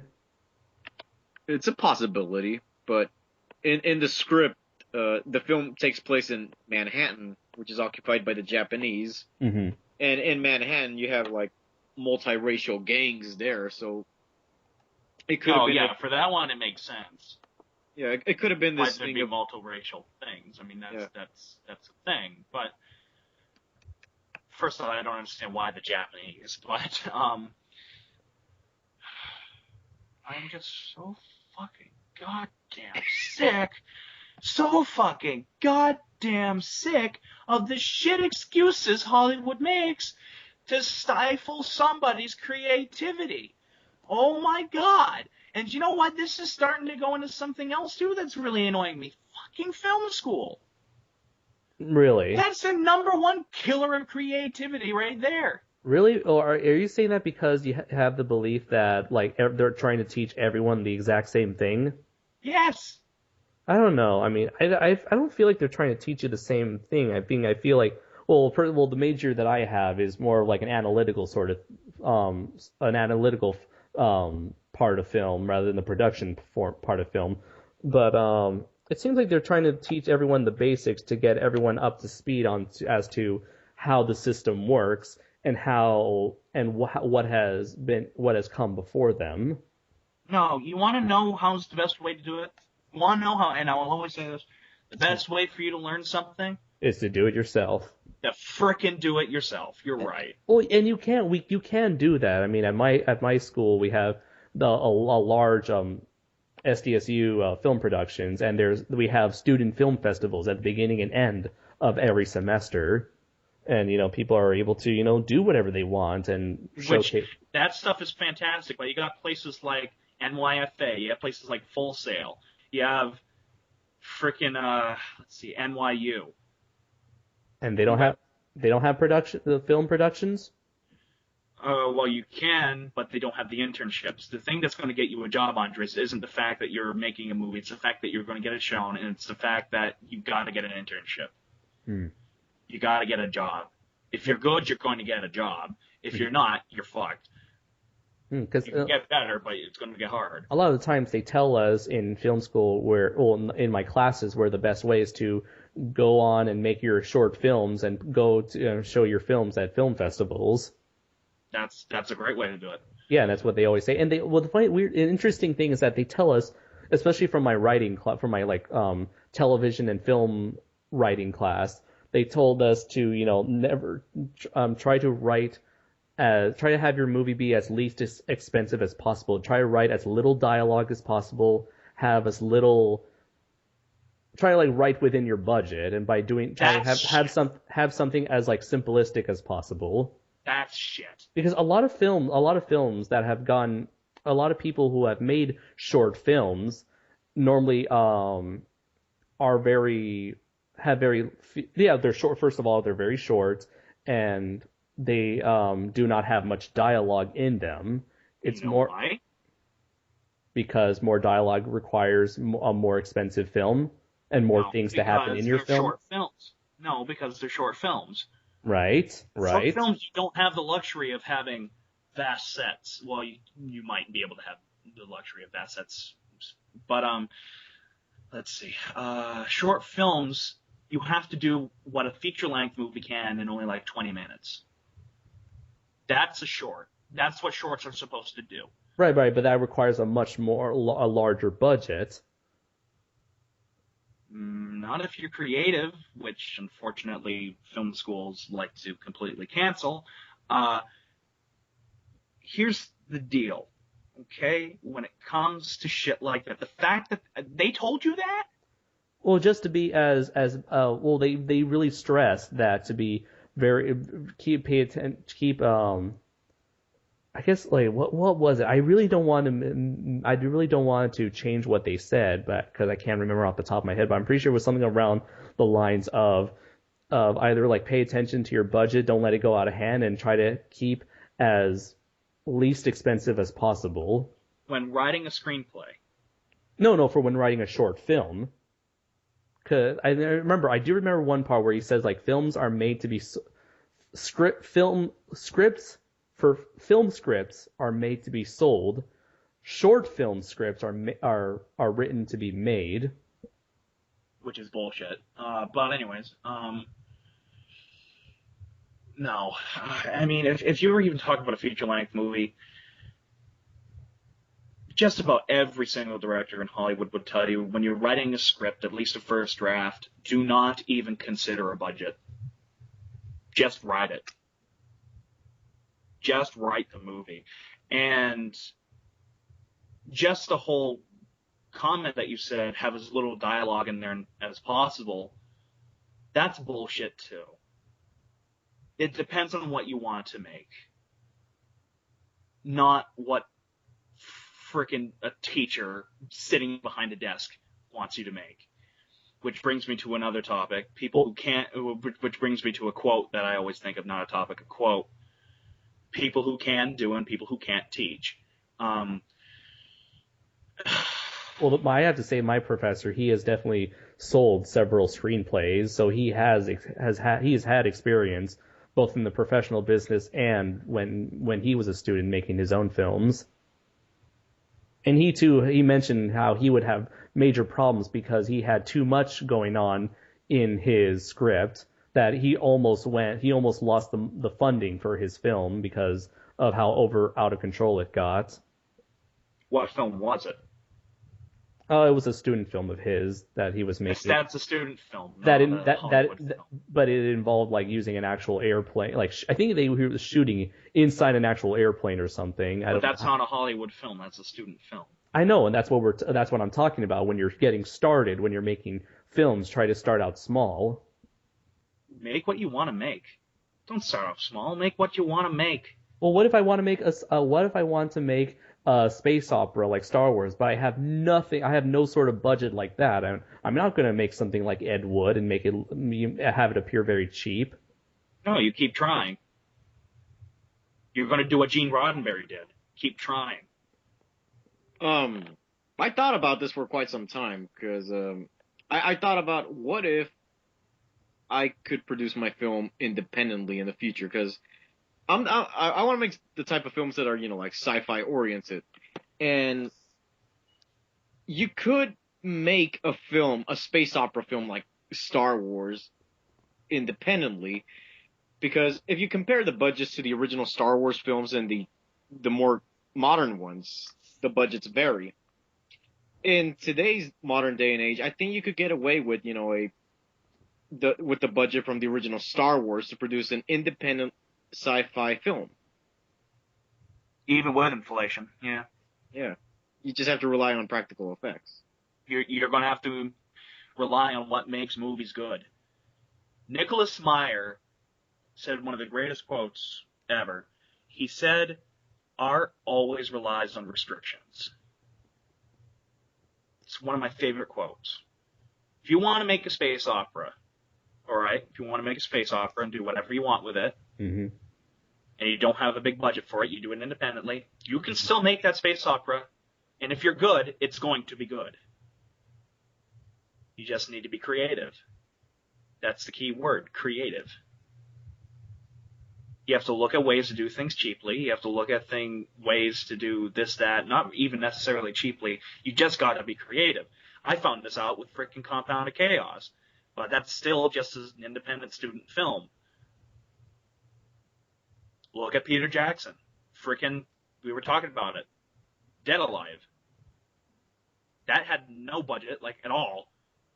And so he had to be creative with what he did. And what did he do? He used a shit ton of practical effects. He used all of his friends. Hell, George A. Romero. Night of the Living Dead. What was that? That was nothing but a bunch of his coworkers that decided to make a freaking movie. That was it. And look, that's considered the greatest zombie movie of all time. I'm not sure if it was. This does remind me of a saying. I forgot. I'm not sure if it was Roger Corman who said this or the guy from Troma Studios, Lloyd Kaufman. Either Lloyd Kaufman or Roger Corman mentioned something about like one of them did have that same mentality that you guys just said, where you like don't even care about the budget, just like write like to your heart's content, like write with what's in your imagination, and just worry about the budget later. Yeah, I think I was Roger Corman because I'm pretty sure that's where I heard it from, and that's what inspired me. Roger Corman is one of my inspirations, but fuck, Ray Harryhausen did it. How the hell was he going to do things cheaply? He figured out how to do it with creativity. That's how he did it. Gene Roddenberry, the creator of Star Trek, one of the most profitable series ever. He wanted to make He wanted to make Star Trek forever.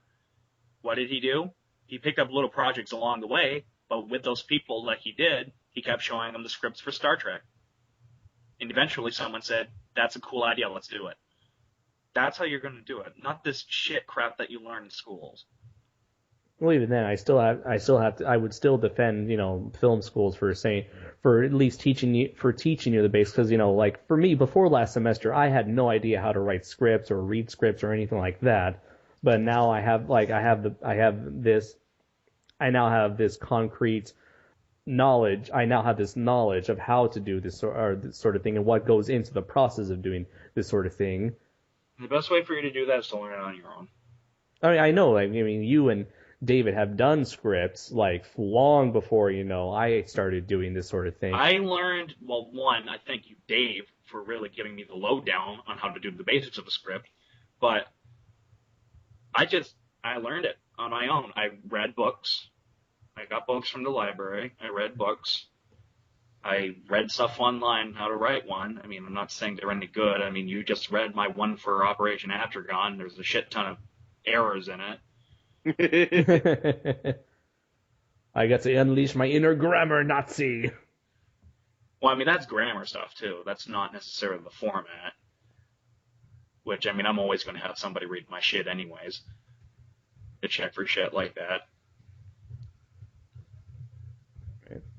Another thing I do love my film classes for, a lot of them, they show films that I have never seen or I've always wanted to see, but never had the ability or the access. I never had access to them.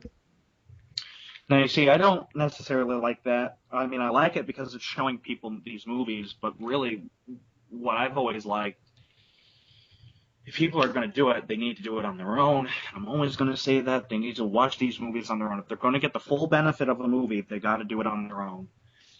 For example, if you watch a movie that's played in school and you're told to watch it, you're not as likely to get invested in it as much as you are being at home, seeing it, and being like, "Oh, look at that."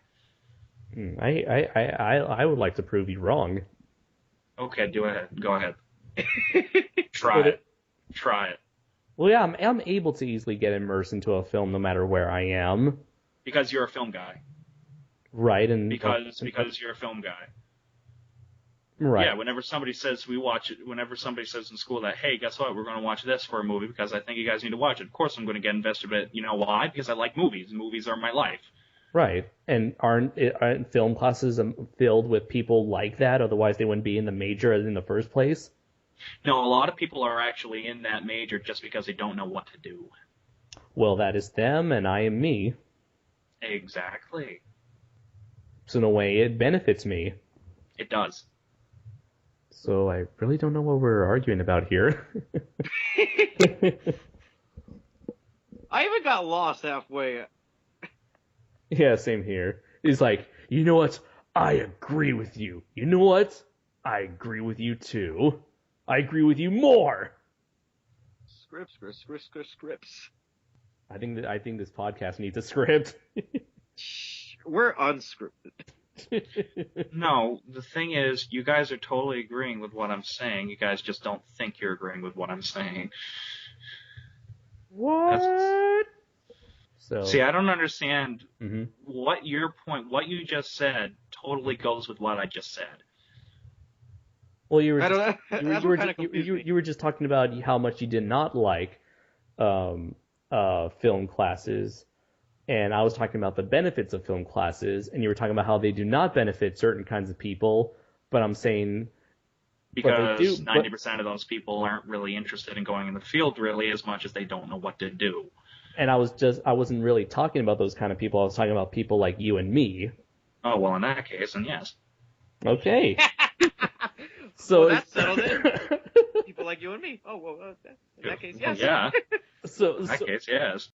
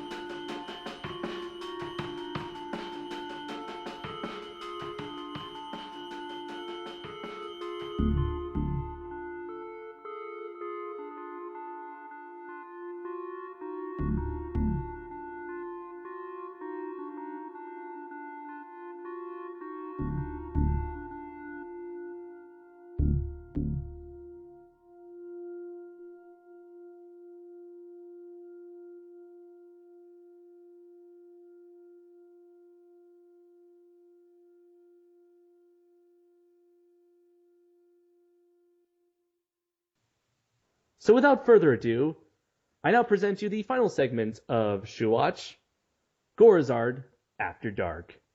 Hello, insects of YouTube. I wanted to try that at least once. You nailed it. Now I could have done this. Hello, everyone. I can never recapture how Adam does Bill's imitation of that. Oh, I'm thanking God that he didn't go with mine. I'm just a guy that loves freaking lizards and doesn't want to see anything pasted to their back. Anders, yours is plain and simple. You just say, hello, people of the internet. Hello, people of the internet. Yeah, yours is really simple. Yours is really simple and really nice. You're by far the nicest individual SOS has ever had. Thank you. You know? You're welcome. That means a lot to me. I sense sarcasm in that.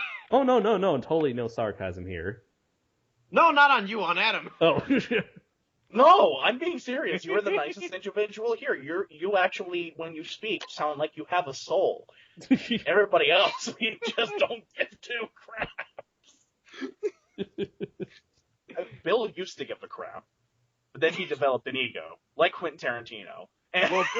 Look at Mr. 1,000 subscribers here. Bill is from New York. He can pass on that. No. Wait, I'm from California. Shouldn't I have more of an ego? No, don't you dare. Do California people have egos? Well, Are Californian people even technically people? I'm sorry. what are you trying to say, Adam? It really hurt me. Try, motherfucker, try.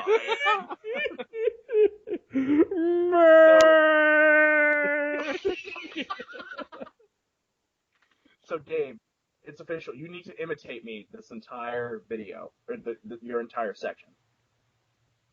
I don't even know how to do that. Well, you just did If you hello. want to talk like Adam, you gotta talk really fast, and you gotta try to add a little bit of try to lower your voice a bit, or maybe you need to up your voice a bit, 'cause you can't have a minute of pausing because Adam, he does not like to discuss. He does not like pauses. He does not like to be interrupted. So what do you think of that? That was spot on, Andres. I think that was the second time I've imitated you, right? Right. I remember there was a time where Andres was speaking just like Adam, and I couldn't tell who was who. No, I think that was just because of the mics. The mics were all screwed up. Yeah, and Andres wasn't even trying. I think I was trying to pretend like I was far away or something. It was like, you guys, can I be in the podcast now? And for some reason, you thought that was me trying to be Adam. But I had never shut up. Oh, God. Let me tell you that I probably, school started for me last week, and I'm in screenwriting too. Mm-hmm. And wonderful thing we're doing is that we are actually taking the time to read people's scripts, which is a good thing and a bad thing, because you're going to have your shitty scripts, and you're going to have okay, this is compelling enough script. I just read one of the most shittiest scripts. Oh, do tell. Okay. Story time with David. Yay. Since it's practically I think it's like a two and a half hour class. Mm-hmm. We only managed to read 100 pages, and this guy wrote 140 pages of a script, and that's not bad. But the industry recommended amount of pages for a script is 120 to 130. This guy went 10 more extra pages. That's the first thing I noticed about his script. I didn't notice anything else but the pages. Then I noticed the title. During my rant, I would have complained about that too. So how long would a 140-page script be if it was turned into a movie? Well, they'll tell you that it's a minute of a script per page, so it would be 140 minutes or 145. So an hour and hour 20 minutes. Yeah, this is why Hollywood recommends 120 to 130 pages, because it would be 2 hours, between 2 hours and 10 minutes, or just plain 2 hours. Okay. Oh God, Amore's going to be 3.5 hours. Shit. Well, you see, the thing is, Adam, you would need to split that into part 1 and part 2. That's what I'm doing. Yeah, I mean, if it worked for Hunger Games and Twilight and The Hobbit, and I'm pretty sure a fourth thing, then it will work here. Oh, Atlas Shrugged. Oh my God. Well, granted, Atlas Shrugged, the book, is about 8,000 pages long. So, when you make just like Atlas Shrugged Part 2, when you make your Amore Part 2, you're gonna have to have a whole new cast and worse special effects. Yes. Oh, yes. I love where this is going. I'm taking notes on this thing. More ambitious, yet less production put into, less effort. Man, you really hate Atlas Shrugged, don't you? Oh no, I'm just going off the spill reviews, which were hilarious. Oh, the Atlas Shrugged? I like them. I actually like them. They're not that bad. No, anyway. Anyways, go ahead, David. I keep saying that a lot this episode. Go ahead, David. David, go ahead. All right. Go ahead, David. David. David. Okay. Dave. Go ahead. David, go ahead. David, go ahead. Congratulations, David. Oh. Congratulations. Congratulations, Dave. Guys,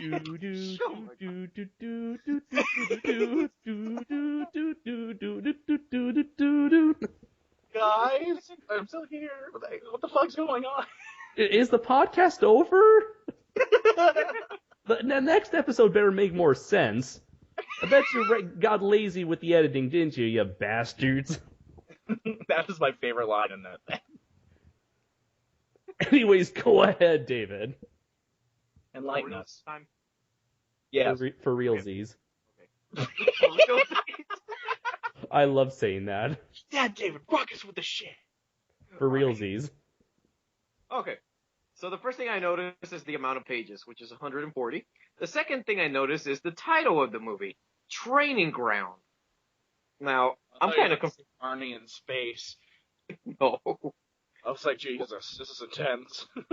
Wait, what was the title you said? Barney in space. Oh, I thought you said Army in space. In Space Arby's.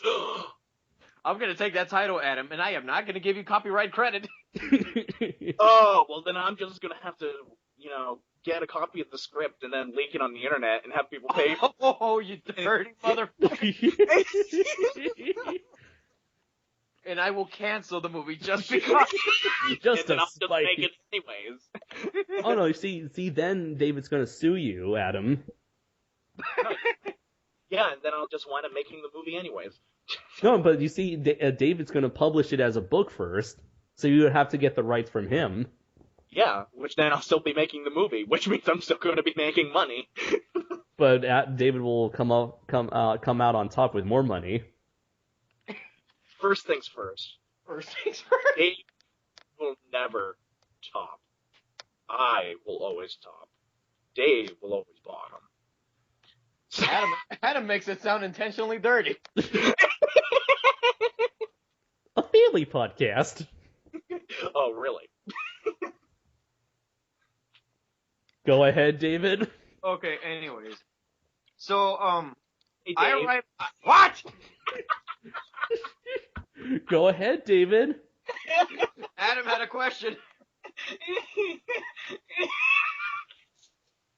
Okay, here's my question.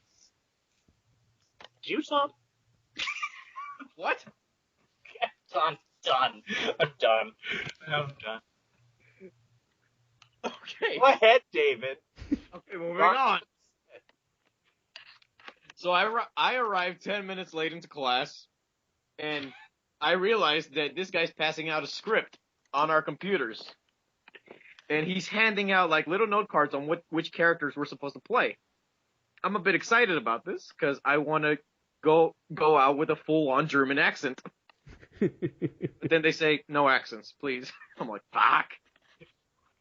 So we start reading his script, and I am immediately confused because there's like no hint of who the main character is in the first 20 pages.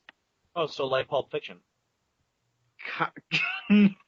Well, with Pulp Fiction, at least you kind of get a sense of what's going on.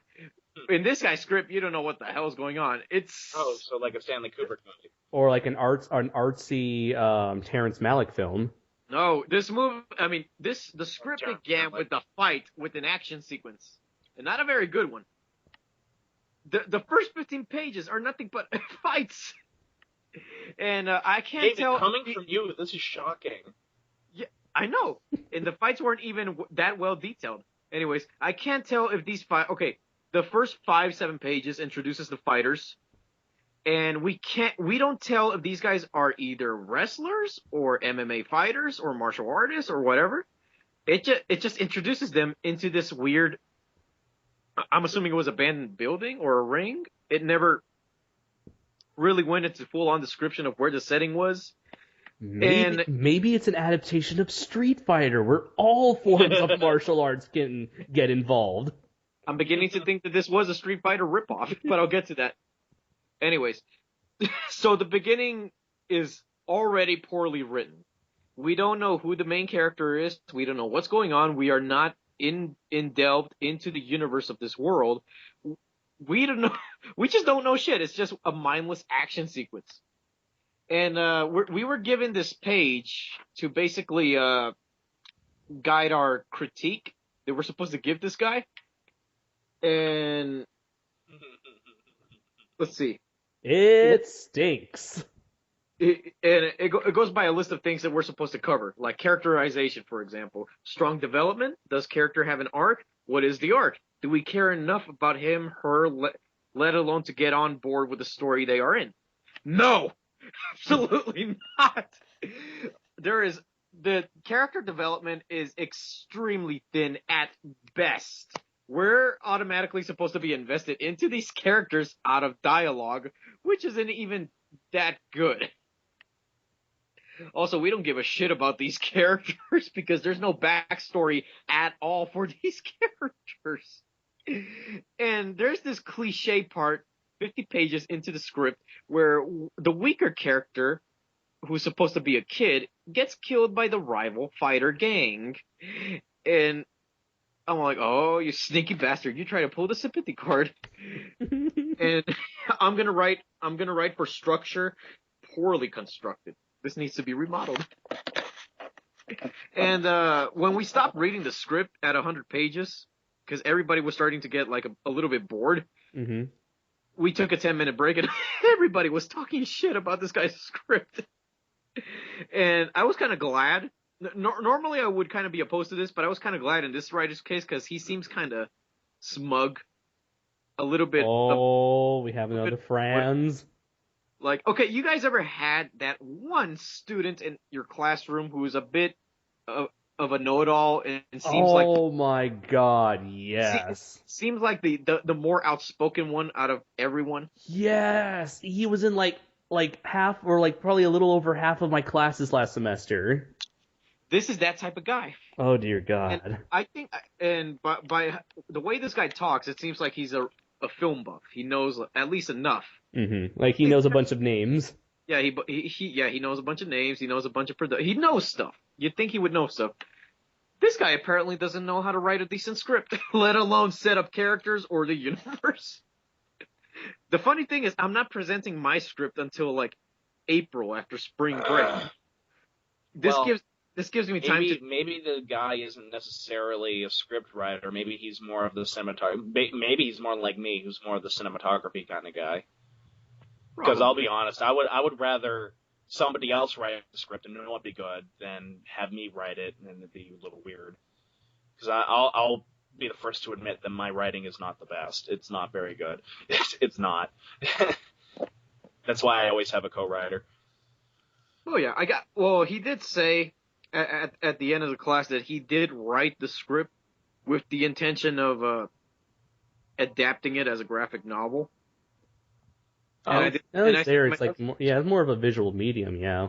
Yeah, and this script is like a combination of The Warriors meets Battle Royale. Let me give you a rundown of the premise. So, okay, this is what I got from what I read. You have these group of fighters who are, I guess, in this tournament that is publicized, and I'm assuming it takes place in the future because it references all these 3D holographic gadgets and all that Blade Runner bullshit. And the Hunger Games. I guess the villain is supposed to be taking territories, the other fighters' territories, and the main character and his group are like huddled up at a junkyard. And I don't know, it's really hard to describe, let alone give you the pitch of this script because it's confusing. You don't know where to start. And like there's like no sense of purpose. It's just there for a visual medium. Let's see. Are these fighters supposed to represent people from different territories? I think so. They come from these territories, and I really don't know. It doesn't explain why are they in this tournament and what for.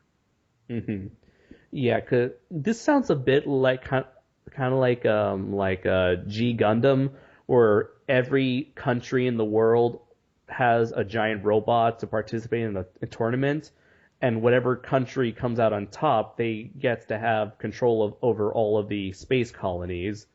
At least that makes more sense. And I guess that's as a reward. In this script, there is no reward. There's no reward. No prize money or no prize money.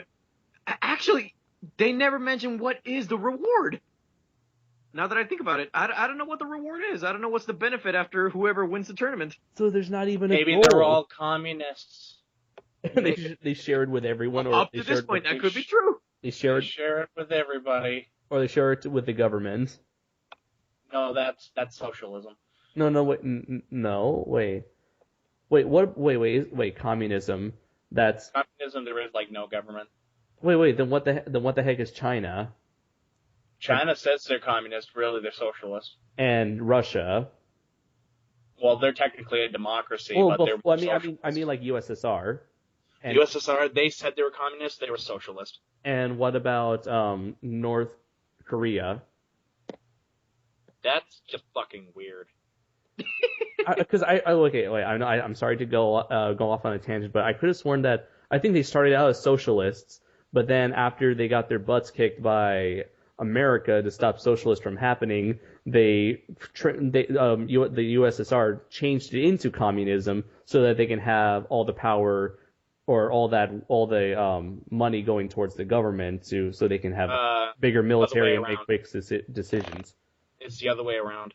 No, they were communists, and then after they lost in the 80s or like the early 90s, that's when they went back to democracy. No, they went to a democracy. They went to a republic. They wanted to go for something like America had, because communism wasn't working. You see, when they first had the Russian Revolution in the 1917s, they wanted to become communist. Well, look, the Reds overthrew the Whites, and oh, look at that, Russia's communist. Oh shit, then World War II breaks out. Well, fuck. Communism ain't exactly working, so they switched to a more socialist point of view, and that lasts all the way to the 80s. Technically, they still have a very socialist-style country. Then why do we always call them the commies throughout like the 70s and 80s? Because they say they're communists. They're not. There's no country. If there's a communist country, they're not really communist. They're socialist, because according to communism, there is no government. If you're a communist country, a true communist country, there's no government, there's no currency, there's nothing. Everyone's working for the common good. A socialist country, on the other hand, you have a government, you have money, you have all this shit. But it all goes towards the government? Yes. Most of it. All right. So, anyways, back on track. Wow, now the script has some social commentary. Oh my god! I must read the script. Did you take some pictures, David, so you can leak it on the internet? Since we didn't finish it, our homework was to finish reading the last 40 pages. So yeah, I have it. And I have to finish reading the rest of this bullshit script. Scan it. I could just send you the email, because that's how we got it, through email. It's a PDF. I can't believe we're just talking about like sharing up this poor guy's script on the internet. Well, it's not like anyone's gonna take it. It's a shitty idea. Sounds like he's trying to rip off Street Fighter. I really hope this person never listens to this. I hope not. Just like that. I hope he does, just to go against you two. Just like that one incident that my friend and I shared in our Anchorman 2 review. Did he watch it? No. Well, we never saw him again. Okay, good. Oh, I was about to say, he found you and saw your video? No. He might have watched it and killed himself. Oh. Oh, man. That's just nasty. Okay, so I have to read the last 40 pages of this dumb script, but we have to write a critique by the end of the week so we can give it to this guy, and I'm just gonna write the nastiest review I've ever written, because I really don't like this guy's script. I mean, it has potential, but I think it's really wasted away on pointless action, which is kind of integral to the plot, but it's still dumbed down. And there's really no build-up. There's no substance. There's no purpose. And I guess I shouldn't be nitpicking because this is a first draft, and the whole purpose of this class is so we can get like feedback and shape our scripts to become better. But this script bothers me so much because I never read such a lazy written script before. And you gotta wonder how that guy managed to write 140 pages. Right. If it was so lazy. And a majority of what is written is just mainly action. And these action sequences take place in the most weirdest of places. It takes place in I'm assuming a wrestling ring. Then it takes place at an abandoned mall. Then it takes place at a junkyard. I'm like, dude, where is this place? What is this universe? Are there like it sounds to me like California. Probably. The characters sound like California people. Wait, no, that's offensive, Andres. You're going to need to cut that out. Too. No, actually, we do not have any abandoned stuff over here. You sure? Oh, that's bullcrap. That's bullcrap. That's bullshit. That is bullshit. That is the bullshit statement I have heard. Have you ever been to San Diego? Okay, no, you have not. I can't tell the difference between San Diego and San Francisco, so I might have been one of the two. Okay, here's the thing. San Diego is one of those places where it's nowhere near as big as Los Angeles or San Francisco or New York or whatever, like big city, but it's not like one of those completely small, you've never heard of it towns. It's like kind of like. So you're saying that San Diego is a place to live? Yeah. It's not like small. It's not big. It's like very in the middle. Distance between San Diego and Francisco. Oh, no. Los Angeles. Oh, Los Angeles. Oh, it's like an hour away from here. Really? It says like 2 hours away. Really? 2 hours away from. Oh no, not 2 hours. Maybe it's like if it was like heavy traffic. Yeah, but on an average day, you can get there in like roughly an hour. From where I am. Andres, we're not moving to San Diego. We got to move to Los Angeles. At the core of Hollywood, if we want these filmmaking careers to happen. I'm not saying you should. I'm not saying you should move to San Diego. I'm saying you ought to check this place out. Why? Nice weather. What? Comic-Con. Oh, okay. A chance to meet the Spill Crew since they usually have a hangout here during Comic-Con. Andres. Yeah. You had. Wait. What did DiCaprio say? Oh, you had my curiosity, but now you have my attention. Thanks, I was supposed to say it, but okay, fine. I stole your thunder. The Thunder Gods take offense to that. You have to cut this out. Andres, Adam, if this filmmaking thing doesn't work, we're running niggas' houses. Andres. Yeah. Give me a percentage of the level of Asians in San Diego. No, that is racist, well, and therefore offensive. That means I requested that be cut out. Andres, please cut that out. We have a very large population of Filipinos here. I would say Filipinos, yeah, that's like the largest demographic of Asians we have here. Especially in the East Lake area. Let's see. I would probably say maybe 25%, maybe? Let me simplify the questions. How many Asians do you see on a daily basis?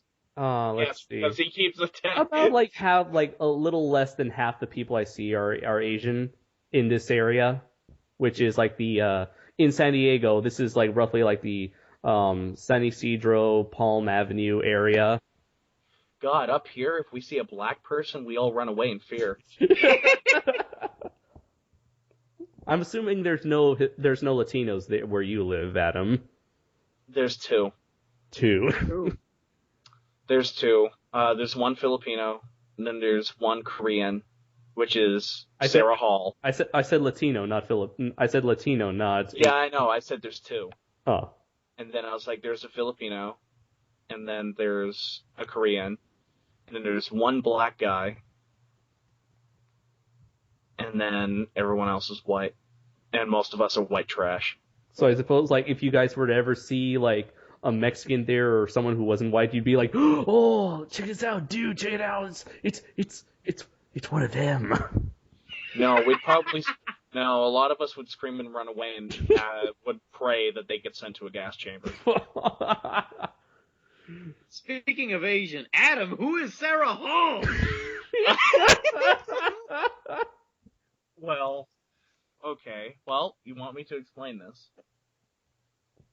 I will give you a plot I will give you a synopsis of who Sarah Hall is. Okay. She's Sarah Hall. Lord. She is a Time Lord. No. She is absolutely obsessed with My Little Pony. That new show that everyone talks about? Mm-hmm. Ah, that's not a surprise. I mean, She's obsessed with My Little Pony. She's about, like, half my size. Literally, half my size. like height or weight? Size, sorry. She's really tiny. Let's see. So I'm assuming she's like Latino height because we're very short people. Oh, she's shorter. Oh God, she's shorter. That's how I like my women, short and Asian. Oh my God. She's very lax. She talks really fast, so that's why she gets along with me very well. We're both Republican. And she likes to watch horror movies. There. That's her in a nutshell. Nice. Adam, you missed the most important. Okay. No, I don't know if she's tight or not. There. No, she's Asian. That's all you needed to say to sell me. Take my money. What the? Or they don't sell Asian women anymore. No, David, that's illegal. God damn it, David. Speaking of Asians, Andres, you added yen. Oh my God, that will never get old. Your reactions never get old. I'm surprised. I am legitimately surprised. Okay, so this happened like near the end of December, where. Well, David, I have to ask you a quick question though. Why did you accept Nate? I don't know. He just added me. I was like, yay, a new friend. Add. To be honest, I never talked to the dude. I don't even know if he's on my friends list anymore. Who's Nate? My significant other. Well, anyway, Andres, yen. Yes. Okay. So I think this happened like around the end of December, I believe, and yeah, it was definitely during winter break. And I was talking to you all through Facebook while you were at work. I think you were on your break, and I asked you a question and you never responded. So I was like, oh, okay. So I guess he had to go back to work. And then I get a response by someone saying hello, and I was like, hi? Now, what kind of hello was it? Was it like a hello, or was it more like a oh hello? More or was it more like a hello? It seemed like a more cheerful, like a hype, cheerful, like hello. Yeah. Really? Because when I looked at the text, it was just a lowercase hello with no period. Hello. Oh, that's what I wondered. Let's see. She wants the D, Andres. So I was like, okay, okay, this is obviously not David because like the punctuation was kind of like different, and she quickly revealed herself saying like, oh, this is David's friend. I stole his phone. LOL. And I was just laughing, and I was like, wait, how did she get a hold of his phone? Which David later explained to me that you let her borrow your phone? Now, Andres, are you sure she didn't say, I stole his phone, and yes. I ate his people, like a wolf among sheep? Oh, no, she didn't say anything like that. Now I remember.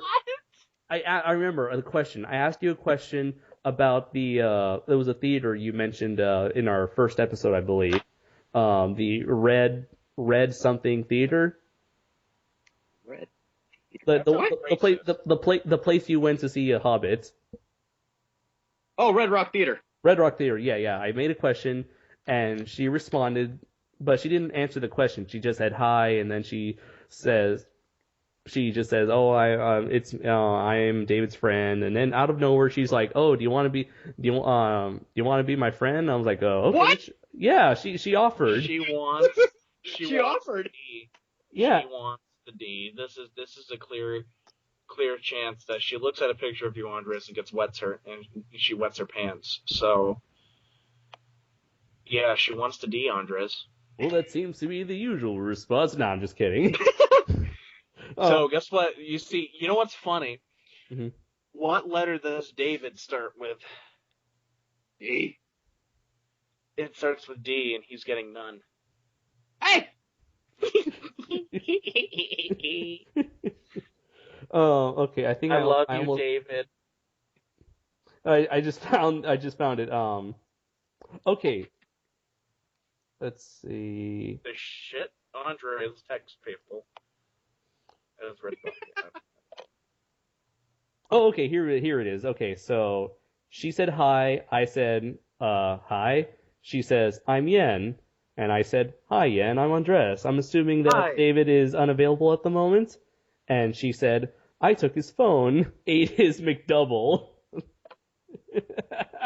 Oh. Wait, did she really say that? Yeah, I took his phone, ate his McDouble. Now, Oh, what do you mean by a McDouble? So it wasn't I ate his people. No. Wait, dude, these are your own messages. You haven't looked back on them. I don't have a very good memory. Like, remember to buy a $200 Ultraman thing. Oh yeah, well that I remember because that was $200. Okay, and then I said, like, haha, I see. Have I been talking to you this whole time or just recently? She replied, no, just now. And I said, I wonder how long it'll take for him to find out. She said, 4 hours? And apparently, you never realized this, David. Until like a day later. Well, here's the thing. I would gladly have a cell phone if I didn't get any reception up here. But, Yeah, because don't you live in, like, the North Pole or something? that's not that far from the truth. Seriously, like, Virginia some state just closed down because they got 3 inches of snow. And I'm like, we don't close down unless we get 2 feet. But anyways, this entire conversation, I'm surprised when you didn't, I would have been like, oh good, I'm glad you didn't see your messages earlier because of all the penis pictures I was sending him. And then I would have also been like, yen, isn't that the Japanese currency? That is. So anyways, she just... I can't argue with this logic. The science is sound. Yep. The science is sound. The science is sound. I can't argue with this logic. The translation is sound. Anyways, she just randomly said, "Want to be my new friend?" Lol, sorry, I'm weird. Oh my god. At that point, I would have been like, okay, putting the phone away. I was like, the direct approach. I like that. You think vaginas are nice.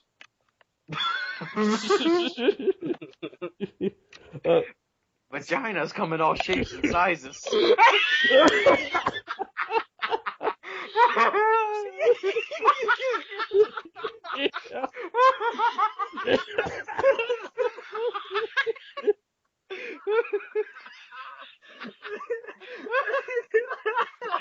Some people thought we were raunchy before. So which one do you want to go on today after hours, Andres?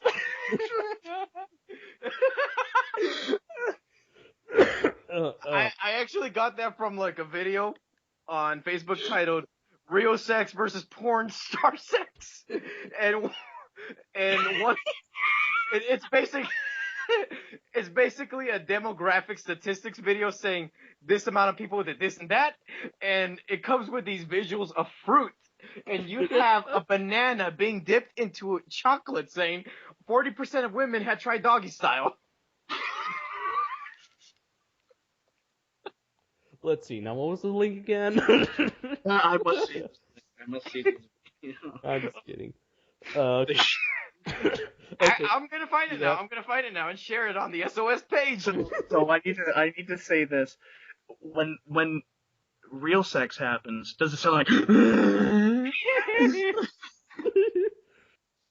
It sounds like a donkey and a cow at the same time. Yeah. I've still got that video up, and I haven't stopped listening to that. Anyway, just one last thing. After I sent her the request, she says, "I'm a weirdo stealing David's friends. Haha." Eating David's friends? Stealing. I'm telling you one thing, she won't get into the SOS podcast, even if she is Asian. Wait, she had expressed an interest of being in the podcast? No. Then why did you bring it up? She's nosy. Wait, does she even know of your whole YouTube life / career / personality? No, but she knows my porn. What? That is completely different from what I was asking, David, but thank you for sharing. Last week, she just went into my computer and just took a look at my porn. My porn collection. Oh god, I don't even want people to even remotely look to see mine. Oh my god. You see now, Adam and Andres, you guys made videos on the best movies you've seen in 2013. I was considering making a video of the best porn I've seen in 2013. Oh, I could make a list. I could make a list of that too. Granted, all the porn I've seen was girl on girl action. Granted, all of mine was guy on guy. So. So to each their own. GVG. Vaginas are icky. Well, technically mine is G on G too. You know that, right? I'm not even going to ask what that stands for. Really, Andres? Really? Think about it. Think about it. No, I'm not. I'm not going to think about it. I'm not going to think about it. Ignorance is bliss. Andres, don't think about elephants. What you calling? Well, anyways, I believe this is as good a time as any to end this episode of Shuwatch before things get even more crazier. I mean, I don't know how much crazier it can get, but I don't want to think about it. I have been Family podcast. A family podcast. Yakety schmackety do. Anyways, I have been. With that being said, you must put this picture as the last picture of the podcast. Just to go out with a nice little somber thing.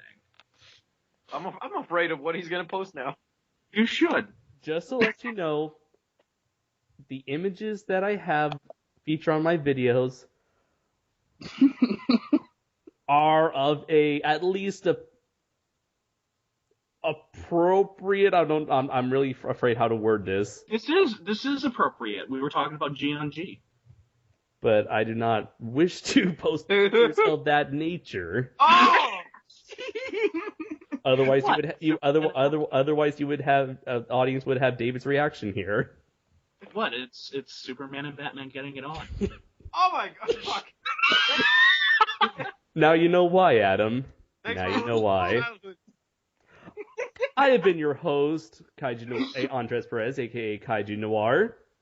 I am Gorzar, and I am mortified right now. Damn it, Adam! And I'm Adam Noyes, and I'm rather turned on. And until next time, everybody, take care.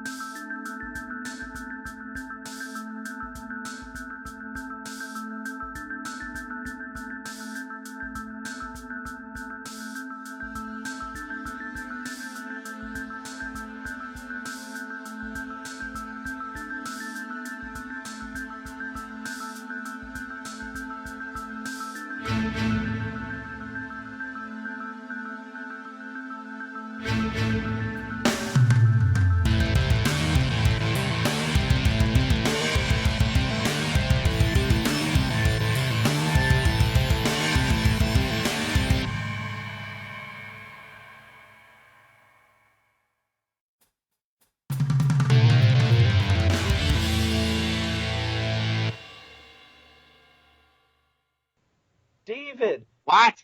WTF, mofo? where the heck is the Japanese version with English subtitles of the X from Outer Space? Where is it, Mango? Oh!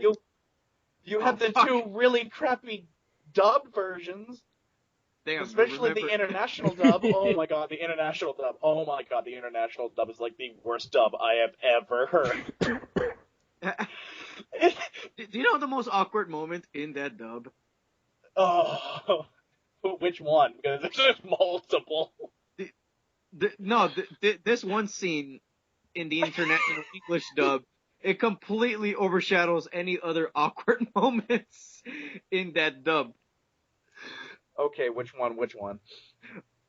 Okay, the fact that you can't even pinpoint it is I gonna can't. be funny. I can't. Oh, that is the worst dub I have ever freaking heard. Okay. I think the worst dub I've ever heard was the one for Go Rangers. Oh shit, that ain't got shit. God, the X from Outer Space. Go Rangers was 30-something years old. 40 years old. The X from Outer Space, it had quality equipment to at least deliver a proper dub. Okay, I gotta check out this dub now. I've only seen the whatchamacallit. I've only seen the Japanese version of X from Outer Space. Okay, the scene I will, and you know what? I'm gonna send you a link, and it's just the embodiment of this dub. Hold on. Okay. Wait, Adam, yeah. What scene are you talking about? Okay, the scene where Lisa, the blonde, gets her foot trapped under that thing in the lab. I remember that scene. God. That is, oh my god. Okay, is this the AIP TV English dub? No, No, the that was actually international not that English bad. dub. Dude, That's not that's that bad. International English dub. Yes. Okay, I'm gonna move. Okay. I have it. it's not too awkward that the voice actress for that character almost sounds like a man. But the fact that when she screams, Oh. it sounds so. It's indescribable because she's screaming like, oh. If And you know what?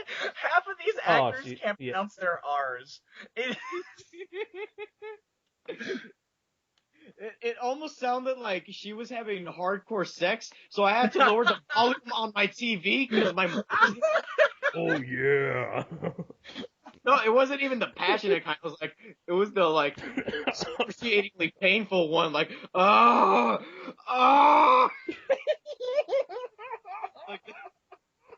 Wait, hold on. I'm listening.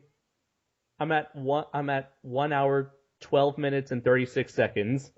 Hold on, let me get back on the net, see if I can find this. Oh my god. And you know what, Dave? Also, screw you. You have the audio for the AIP version, but you had to put a stupid pan and scan prop version for freaking the AIP dub. Come on, at least that dubbing's decent. Hold on. I'm listening to this. The video so game bad. with it. Isn't it bad? The worst dubbing I have ever heard. It sounds like some primate from the zoo.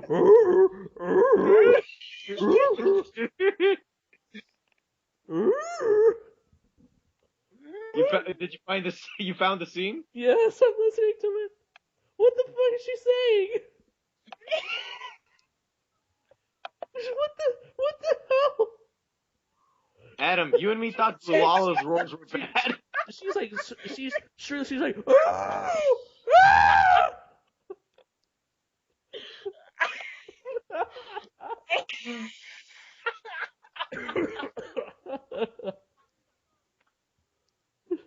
and she's going like into a deeper pitch.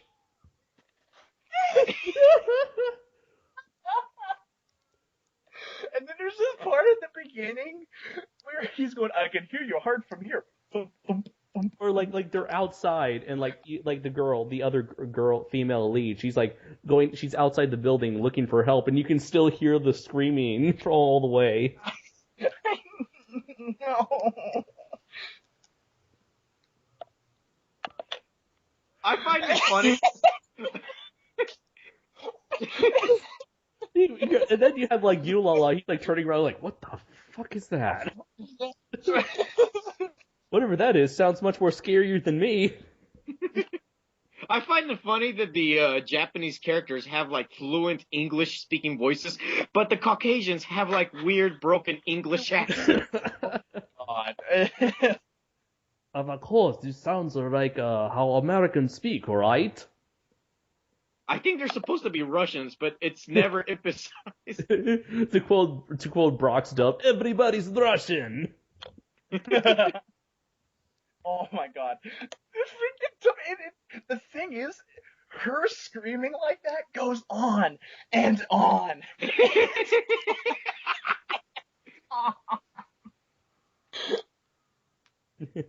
Well, I guess I know what we're gonna use for Shuwatch After Hours.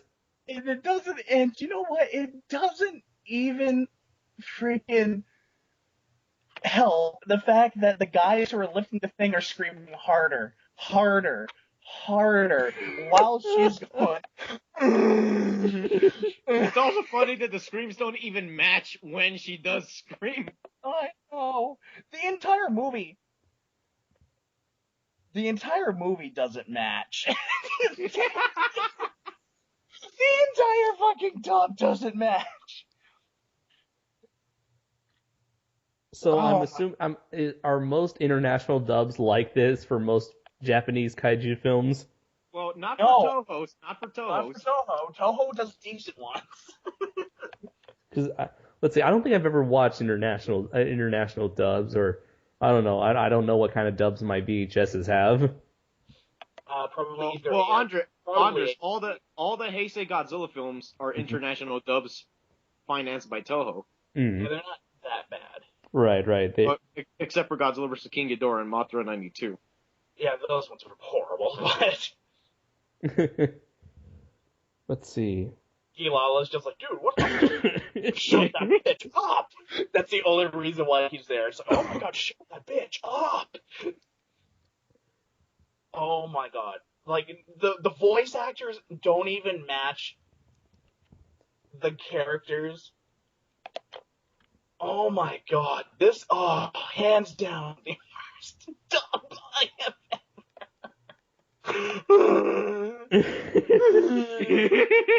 Someone you know should what? I should get a clip of that and just replace her screams with a donkey sound effect. Or better yet, you need to find like some person who's like really good with sound editing, take that audio clip and just like have fun with that and turn that into a monster roar. Or better, you know what she sounds like? She sounds like Mecha Streisand. Mecha Streisand. Which is basically just Streisand trying to do the Godzilla roar. So, this just reinforces my point. David, you need to upload the Japanese version now. Fine.